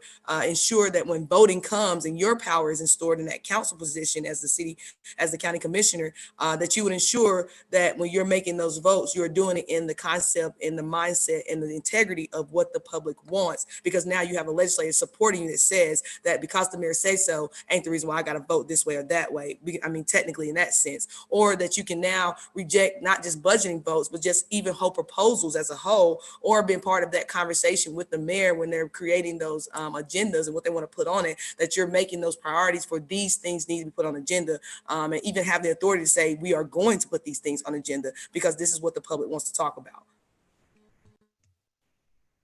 So from the state level and enabling that, Knox County is under home rule, which is a specific type of government that's enabled in the Tennessee state constitution, which we have one of those. There's a lot of crazy stuff in there, so you should go check it out. But so there's not a ton that we can do as far as the city and county charter specifically. But I think that a couple of the things we can do is state legislators should stay involved in local politics, because it is so important. And this is one of the biggest things that I see across the state is whether people get elected to a state position or they get elected to a federal position, they essentially lose touch with what's going on in their home community. So I've had conversations with people if we were looking at, we have this process to modify the county charter, and maybe we need to modify the city charter to make to bring it in line with what the people want, right? I think it's incumbent on whoever is elected to a state seat to stay involved in that process and to give input from the state perspective, but also just their perspective as a community member. Because if you get elected to a state position from your community, you have a voice that you need to use to support the community. So your voice shouldn't be silent from those things just because they're local issues, for sure. So I think that's the big thing that we need to do, and there's not a lot we can do from the state level because it's under home rule. We can always modify the Constitution, which I'm happy to have a conversation about. Me and Rubio up there, we might write all sorts of new things. But yeah, Dasha, do you want to talk about the county stuff? Well, with county, the chair of the county commission chairs the meetings. So, as far as with the budget, I don't know if you noticed, I think it was last year when our county mayor was trying to get, I think, money for the schools, the building a school in Linesdale and a couple of other schools. It's always a battle of the mayor and the county commission a budget being passed.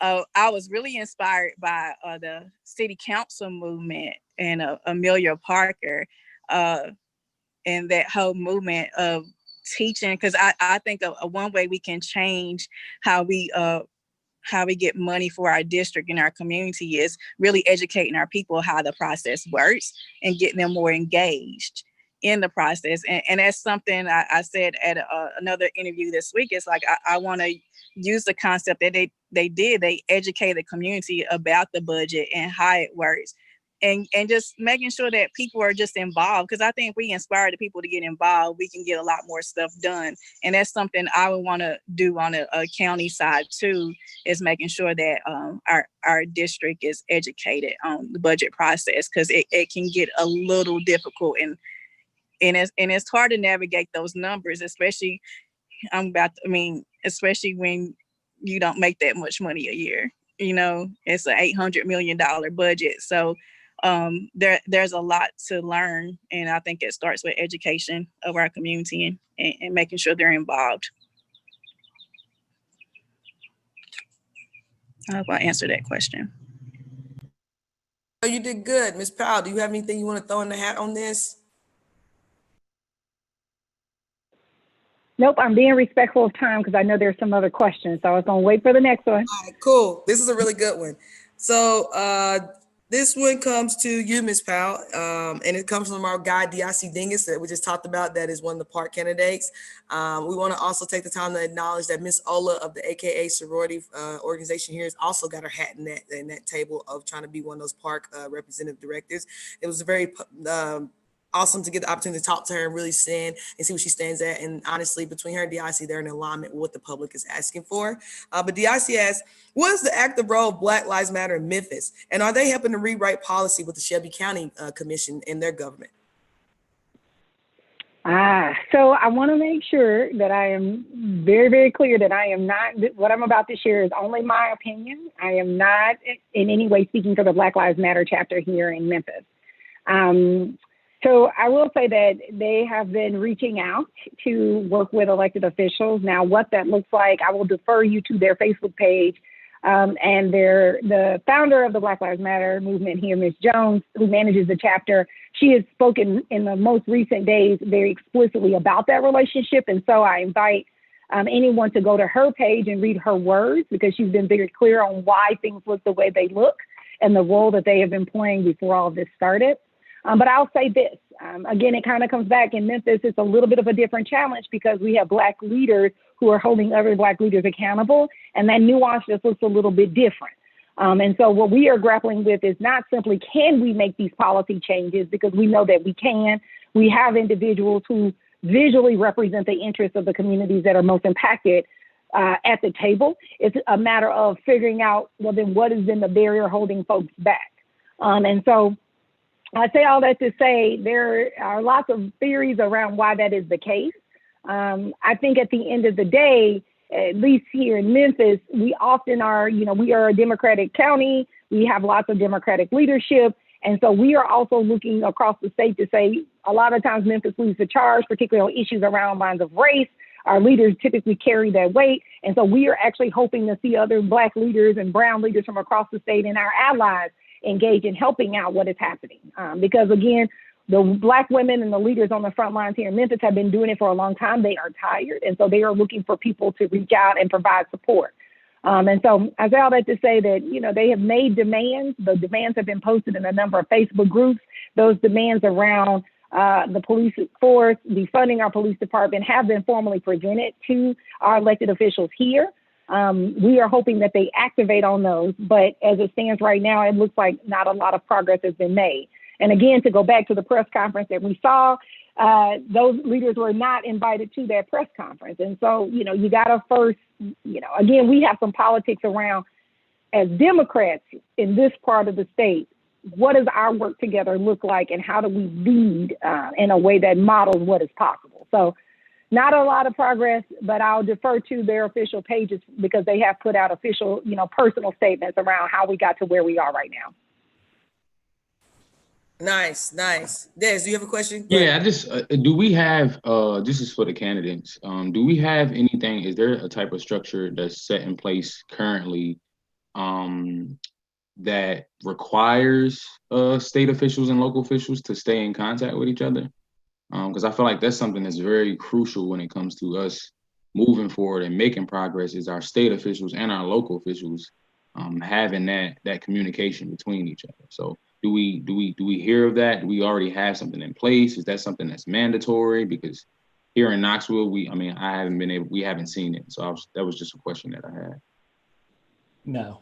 There's nothing that even requires state officials to talk to state officials or county officials to talk to city. There's nothing that requires anybody to talk to anybody else as far as elected officials go, as far as I'm aware. Correct me if I'm wrong. No, it's not. It's flat out No. effort. Flat out effort. Yeah. And it's obvious that they don't communicate, which is unfortunate because guess who hurts? We do. Right. The community hurts. Right. Mm-hmm.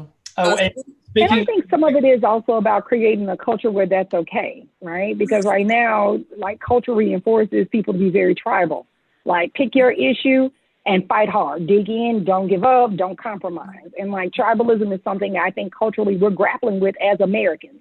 Like, we have just done a really good job of selling the American dream of capitalism and individualism, so much so that when we are faced with issues like climate change and things that require systemic solutions, we are struggling in that. Because even some of the organizational challenges we might be talking about here on this call within, around this particular issue, we're struggling to mobilize around climate change. We're struggling to mobilize around why we need mail-in ballots during the damn pandemic. Excuse my language. And so I say that to say, like, right now, that's politics, because you are something to where your money coming from. You're something to where your power is coming from.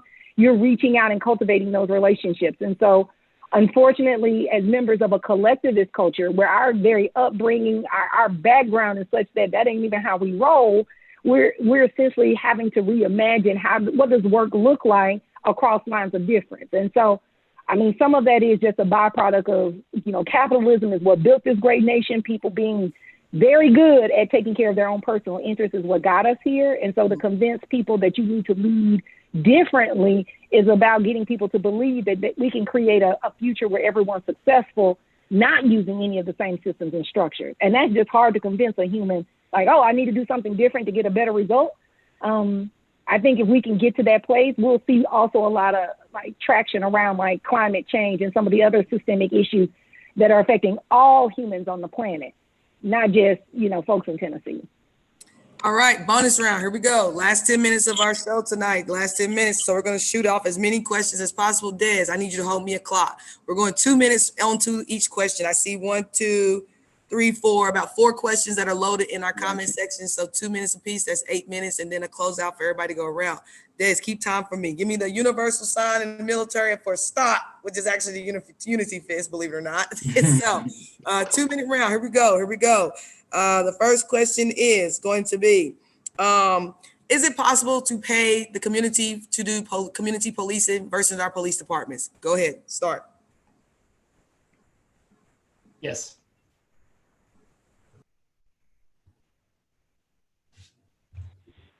Yes, but yes and but.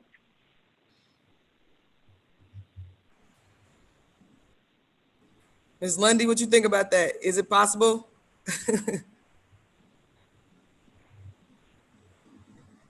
I'm with Ruby. There's a yes in that. There's so many more questions that need to follow that before I say a complete yes. Cool. So, yeah, I'll leave that alone because I might go on another rim. Okay. All right. Another question came in that said, why are we requiring the police department to have a 4-year degree?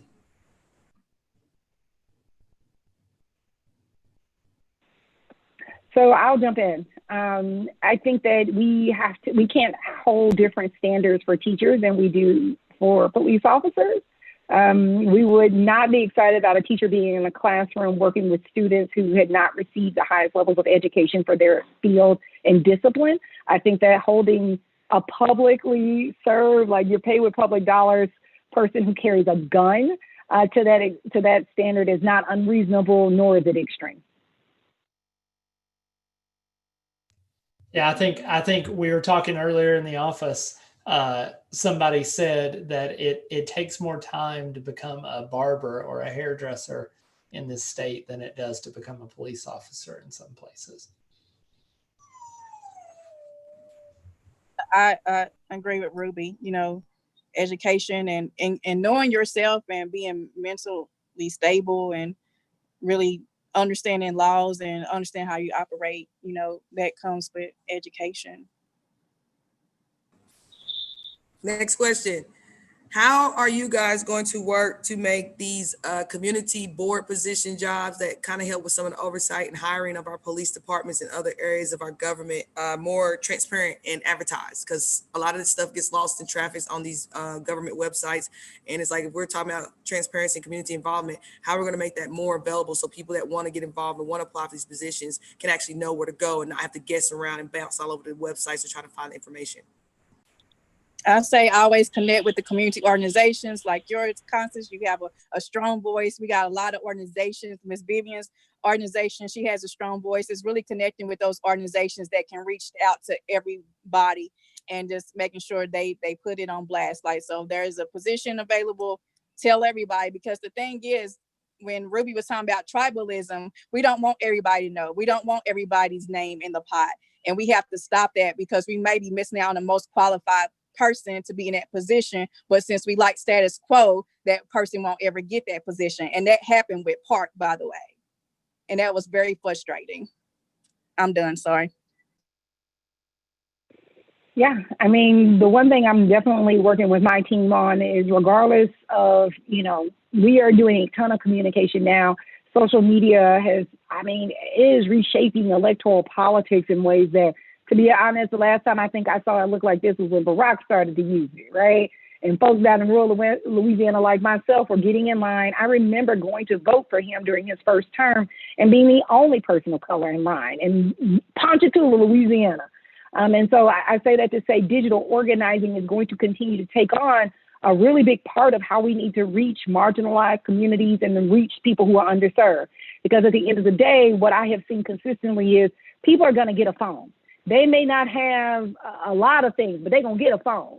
And so if they can get a phone and they can get on Facebook, which is now becoming just a clearinghouse of information, both factual and infactual, we have to make sure that as candidates, and once we become elected officials, we keep that same energy. If we're posting every day during the campaign, we need to be posting every day after the campaign, because then people will see us as information sources, trusted information sources who continue to communicate. And so that's hard. That commitment is challenging, but it is, quite honestly, probably the easiest lift we can do, because it's just a matter of being disciplined about communicating with your constituents. I'll say here, it kind of, one of the things that stresses me out is about keeping my very responsive badge on my Facebook page. And to get that, you have to respond to anybody's message within 15 minutes, and you have to have 100% response rate. So if you want to know something, know that I'm going to get back to you within 15 minutes, because I want to keep my green bubble on my Facebook page. But I mean, that's what's required of us in this digital age, right? If you're an elected official, you need to be that accessible. People need to be able to send you messages and get a message back, not a canned email response 4 or 5 days later. People want to have in the moment communication, and we need to elect people that are willing to have that. And also, speaking of communication, the next park meeting is on June the 25th. June the 25th at 6 p.m. June the 25th at 6 p.m. in person, actually, in the small assembly room of the City County building. So June the 25th, 6 p.m., City County building downtown in the small assembly room. All right, final question. I'm going to collaborate them together. The first one is, what are you going to do in your positions when you take your offices to ensure that you are empowering your councils in the city and county spaces and making sure that they're maintaining public participation about the budgets, police, and other aspects of our daily living? In addition to the fact, defunding police department or the police spaces. Like, for example, Knoxville spends $3 million on undercover cars. Unnecessary. We have a police car. We don't need $3 million in undercover cars. And so these are some of the spaces where we can begin to defund the polices and start pushing towards our social service supports instead. So what you're going to do to empower these councils to give them more oversight and taking that stronghold from one person and putting it back in the hands of council and public, and defunding some aspects of our police department right now that's just unnecessary expense, and using that to be more into the social resource services that actually support and improve the relationships, not only for the community, but the overall health of the communities that are being served. Yep, I think for me, the thing that's top of mind is just trusting the leaders, particularly Black women who have been speaking on this issue, working on this issue, and standing in solidarity with them. One of the things that is a byproduct of the campaign is just like you get lots of eyeballs on you. You get lots of people following you. They want to know, how are you, serving the community, et cetera. And so every chance that I get, shining a light on and acknowledging the work that these ladies and gentlemen, these organizations are doing is really important. And I say that because it sounds really simple and really easy, but we've just seen lots of examples where when something pretty substantial happens, some legislation is passed or something is done that truly benefits communities and is grassroots, a lot of times those leaders don't get credit and they don't get recognition. And that makes it really difficult for them to go after additional funding dollars if they're a nonprofit leader allows them to continue to meet the mission of their organization. So I say all that to say, like, there's this real power in standing in solidarity, unwavering solidarity with leaders who consistently do this work day in and day out. And that costs me nothing other than just being with them and saying that I support you, I see you, and I'm thankful for your work. And then the last thing is making sure that any money I have access to, resources that I have, I lend that to them to make sure that whatever they're doing is also more accessible. One of the things that came to mind as Matthew was talking is that, we have to make things more accessible. If a person can't leave their home because it is during a pandemic, then we are not setting them up to be empowered. And when we know that there are lots of disparities across lines of difference around race and ethnicity associated with healthcare, Black and Hispanic people are going to struggle to be at the table physically for the foreseeable future. And so for me, it's like also if the difference between a great, making an event great to transformative is just me offering my support to make the event more accessible, digitally organizing, helping leaders in that way, lending my support and my efforts to that is also a way to make sure that, it stays front and center on the people and the work that's actually making a difference. Yeah, so I'll take that. I think, you mentioned our Hispanic community, which is of particular interest here in Knoxville, where most of the highest rates of COVID-19 that we have here are in our Hispanic community. And so those people are going to be less likely able to go to the park meeting, right? One of the things I'm thinking about as I was reading that off, that the park meeting is going to be in person, all of a sudden now I'm thinking, are we still going to have it on Zoom? Because there are people that have all of a sudden been able to attend these meetings and speak at public forum that were never able to do that before. You could watch it, but you couldn't speak at public forum. So it's so critical to me that we maintain that and you're still able to do public forum remotely, even when we go back to in-person meetings. But I think empowering, one of the big things for me is trusting other people's movements. Standing in solidarity with movements that are not yours, that you're not a part of, or that you're not organizing for. And from the state perspective, the reason that that's important to me is because I think that we should work to repeal laws that take away power from community oversight boards, right? There's a law that was passed last year that almost all of our legislators voted for to take away power from community oversight boards. I think it's inherent, or it's so important that we go to Nashville and we make sure that our local governments are enabled to go on the block and fix things that are happening in their communities, and that we don't use our power as a state to come in and tell them that they can't do inclusionary zoning if they want to, that they can't have their community oversight boards, because preemption is the word for that. Preemption is one of the biggest problems, and it ties the hands of our city councils and our county commissions when they actually are able to do some good. So that's one of the ways that I see we can be of help in Nashville, is that we can trust that our local communities, that those movements are happening to put the right people on county commissions, people like Dasha Lundy, put the right people on county commissions, put the right people on city council, and elect the right people to the mayoral positions as well. We have to, from the state level, trust those movements and trust those elections and trust the people in the community, because Nashville will never be able to come on your street, knock on your door and say, what do you need? How can I help you feed your baby? How can I help you get diapers for your child? That is what local government and communities are for. And we have to enable and empower and fund those initiatives. Right, right. And all right, final round, ladies and gentlemen, 60 seconds, Des. This is the 60 seconds. Each candidate will get a full 60 seconds. So when that fist comes up, that's it. So final 60 seconds. What is the one point that you would like for everyone to walk away with from today about where you stand as a candidate and what your plans are when you hit that first 100 days in office? What is your game plan walking that door of improving where we are today to take us into our next level, where we're going into our future? 60 seconds.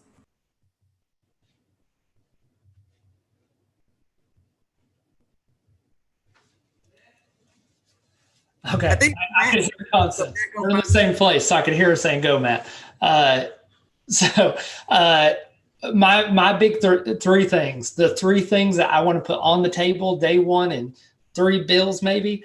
One, criminal justice reform, tearing down private prisons, and I'll go ahead and tell CoreCivic this. I intend to destroy your business model and kick you out of Tennessee. Not just your prisons, but you're based here. Screw you. We're going to kick you out of our state. We don't want you here. That, along with the whole police reform thing, is what I'm including in criminal justice reform. Second thing is the Black agenda that we have on our website that we worked with the community to write, because racism and this institutionalized racism isn't just about criminal justice and the police. It's about financial things. It's about the fact that there are only less than 10 Black supermarket owners in the country. That's the thing that we have to try to fix. So the second thing is Black agenda. Third thing is the Tennessee Green New Deal, because our marginalized communities are breathing worse air than our rich white communities. And that's only going to get worse as climate change goes through. So those are my three things. All right, I changed it. 1 to 3 things in 60 seconds. Go. I'll jump in here. So really quickly, I mean, definitely working on expanding like what is happening in our educational system. I'm an elementary school administrator. That is what, is the reason why I'm running, is because I saw the inequality, particularly my students in North Memphis were facing. And so as long as schools continue to be held to a standard of being the nucleus of serving marginalized communities, we can't meet that need until there's the appropriate funding and funding models for it. I'm also concerned about what our schools will look like when our babies got to go back in August. And how do we serve a generation of traumatized students in our K-12 system, post-secondary system? So that's top of mind for me, and putting legislation in place that puts students and our teachers first, because we're already seeing projections that up to 20% of our teaching force might exit the profession coming out of COVID-19, simply because of CDC requirements and what we're asking teachers to do on top of teaching our students who miss 50 to 60 days of instruction. It's a lot. And so I'm worried about our teaching force. They are invaluable and essential employees to the rest of our workforce. So that's where my heart is. That's what I'm thinking about. And from there, I feel like I can help write race forward policies that touch all the other things that we talked about on the call, including expanding Medicaid and making healthcare affordable for everyone in Tennessee. Building relationships, empowering the community, pursuing equity, however that looks. I am with you, Ms. Ruby, about the schools. I'm not sure how that looks in the fall, but I know our teachers and our students are going to need extra support. So I want to make sure I'm advocating for them, but also advocating for economic empowerment and freedom. Excellent. Des, any closing thoughts from you, brother, man, before we wrap it up? I know normally Matthew closes out, but I guess tonight Black Coffee will close this segment out. Appreciating everybody, that took the time out this evening to hop on a call. Those who have spoken, and even the viewers. And possibly, I remember Matthew even saying something about us, keeping this thing going, making this something that we can get on here maybe once a month or twice a month and just speak and share ideas and see what the community has to say and pick their ear and stuff like that. So, like I said, appreciate everybody who hopped on this call, speakers. This is my first time meeting Miss Ruby, so nice to meet you. You had some good key points, and then those questions that we received from the community as well. I've learned a lot too, so appreciate you guys, definitely. And so here it is, Knoxville, Tennessee to Memphis, Nashville, Chattanooga, and across the entire state. As you can see, change is here. It is here. It is no longer a waiting for thing. It is no longer wondering when it's going to come back around. It is no longer wondering if it's going to take one or two people to make that progressive actions take place. It is officially here. And as we have talked about and as we have discussed throughout this entire thing, shout out to my boy Dre Johnson out there in Johnson City doing his thing with the Black Lives Matter chapter that way. Also, shout out to Miss Alendra Williams and her excellent insight and honestly her eldership that she brings to the table. I don't know how old Miss Williams is, but she talks like she's about as old as my grandmother around here, and I can appreciate that. Again, wisdom doesn't have to always mean old age. It could mean experience of time of doing some things. And so therefore, the reality still stands as the fact it is going to take the village, or in this case, it is going to take the nation. And the reality is that, as it's been expressed over and under again, we have talked about the Black Lives Matter and the Black nation of our needs. That's the critical factor. This is a Black nation-led movement. Our allies, from the whites to the Latinos, Hispanics, to the Christians and the Muslim faith and all the other different diversity backgrounds that makes us all beautifully unique. This is the point. We are asking you to support us, not tell us what to do, not tell us how we're supposed to go, not tell us which way is up, down, or left or right, but to support us, follow us, and stand with us, uplift us. Make sure that you're addressing the racism that's going on in the various places of your workforces, in your homes, in your churches, when you go grocery shopping at your local Sam's or Walmart, wherever it may be. You have a duty at this time now to stand up and say something. And you know, for the cops, yeah, everybody keep yelling out this good cop crap. Well, let me tell you something about the cop game.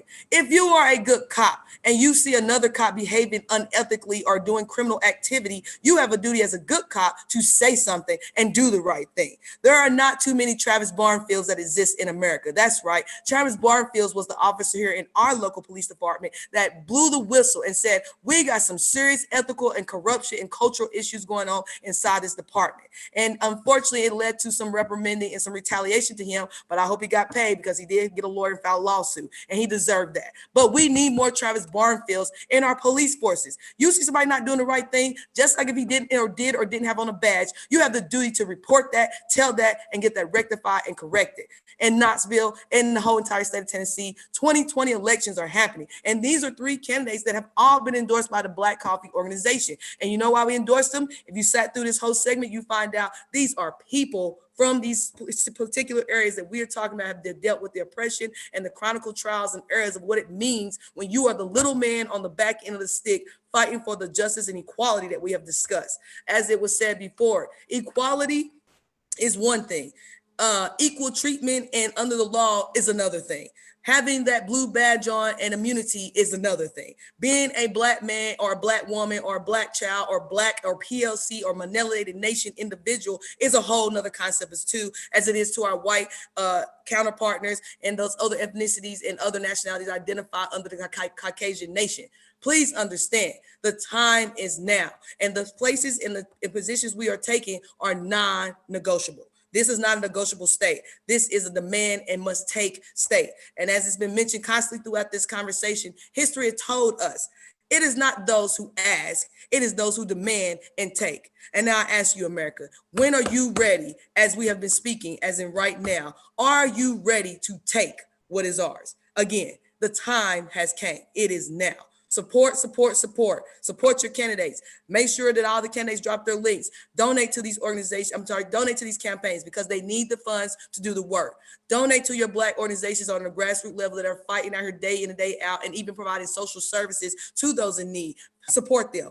Buy Black. Go to eat at the Black restaurants. Go shop at the Black hair stores and the Black clothing stores. Use the Black services for your haircuts and your nail salons and all those other adequate pieces. Go to the Black car wash and get your car washed. Again, one of the biggest ways that we can make the most impact, especially to the oppressive infrastructure, is to not continue to put our dollars in their pockets. Let's stop supporting those who oppress us. And there have been several organizations and businesses that have been identified as Trump supporters and donors. Find out who's been donating to who. That's public information. It's available. You can find that information out for yourself. Look it up. As I tell you all the time, Google is our best friend. Just like you can Google the latest Super Soldier Man Boy song, look up the information about what your candidates have been voting for and who's been funding those dollars. America, Enough excuses. Enough of talking about when or I've done what I can to do. Enough acting like that you have extended yourself to the greatest extent of possible of mankind. Enough of watching people being abused and mistreated, and you know you benefit from that abuse and mistreatment.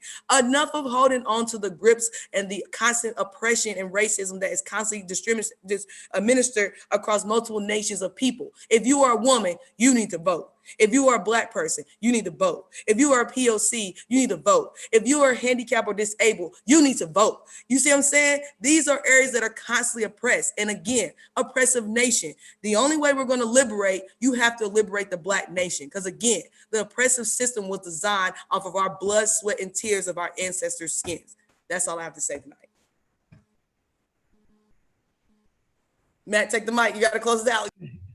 Yeah, like Constance said, we're running for office. We need your help. Come make phone calls, send text messages, donate $1, whatever you can do to help the movement move forward. There are other people that need your help. Our incarcerated friends and family. Donate to organizations that are helping to bail them out, like Black Mama's Bailout. We dropped some links in the chat there. Donate to organizations like Sleeves for Needs that are out there in the community, mowing yards for our deaf and blind community, handing out food to the homeless. And by the way, it's not just handing out food. It's handing out food in a way that restores humanity, handing out coffee and asking people how they take their coffee. That's tiny little ways that we can restore humanity to people who have been oppressed by a system and had their humanity taken from them. So please go out and give what you can, give of your time when you can, share things on social media that are truthful when you can. Any way that you can help out, you can help move the movement forward. If you have any questions or need any help or want to know how to get involved, please send a Facebook message to the Matthew Park campaign page, and we'll link you up with resources. Send one to the Black Coffee Justice page or the Black Lives Matter Knoxville page, or I'm volunteering y'all to the Dasha Lundy for County Commission or Ruby Powell-Dennis for State House pages. We would all love to get you involved in the movement and in our campaigns and in what we're doing out there in the community. Or if you have something you want to come and have us involved in, please reach out. I know that all of us have plenty to do already, but we all have problems saying no. That's why we're running for office. Thank you all. Thank you. Yeah. Thank you. Thank you. Thank Yeah. you. Good night, everybody. Thank you. Thank you. I love We you love all. y'all. We appreciate y'all. Thank y'all. Good night. Vote, Good night. vote, vote, vote, vote, vote. Thank you all.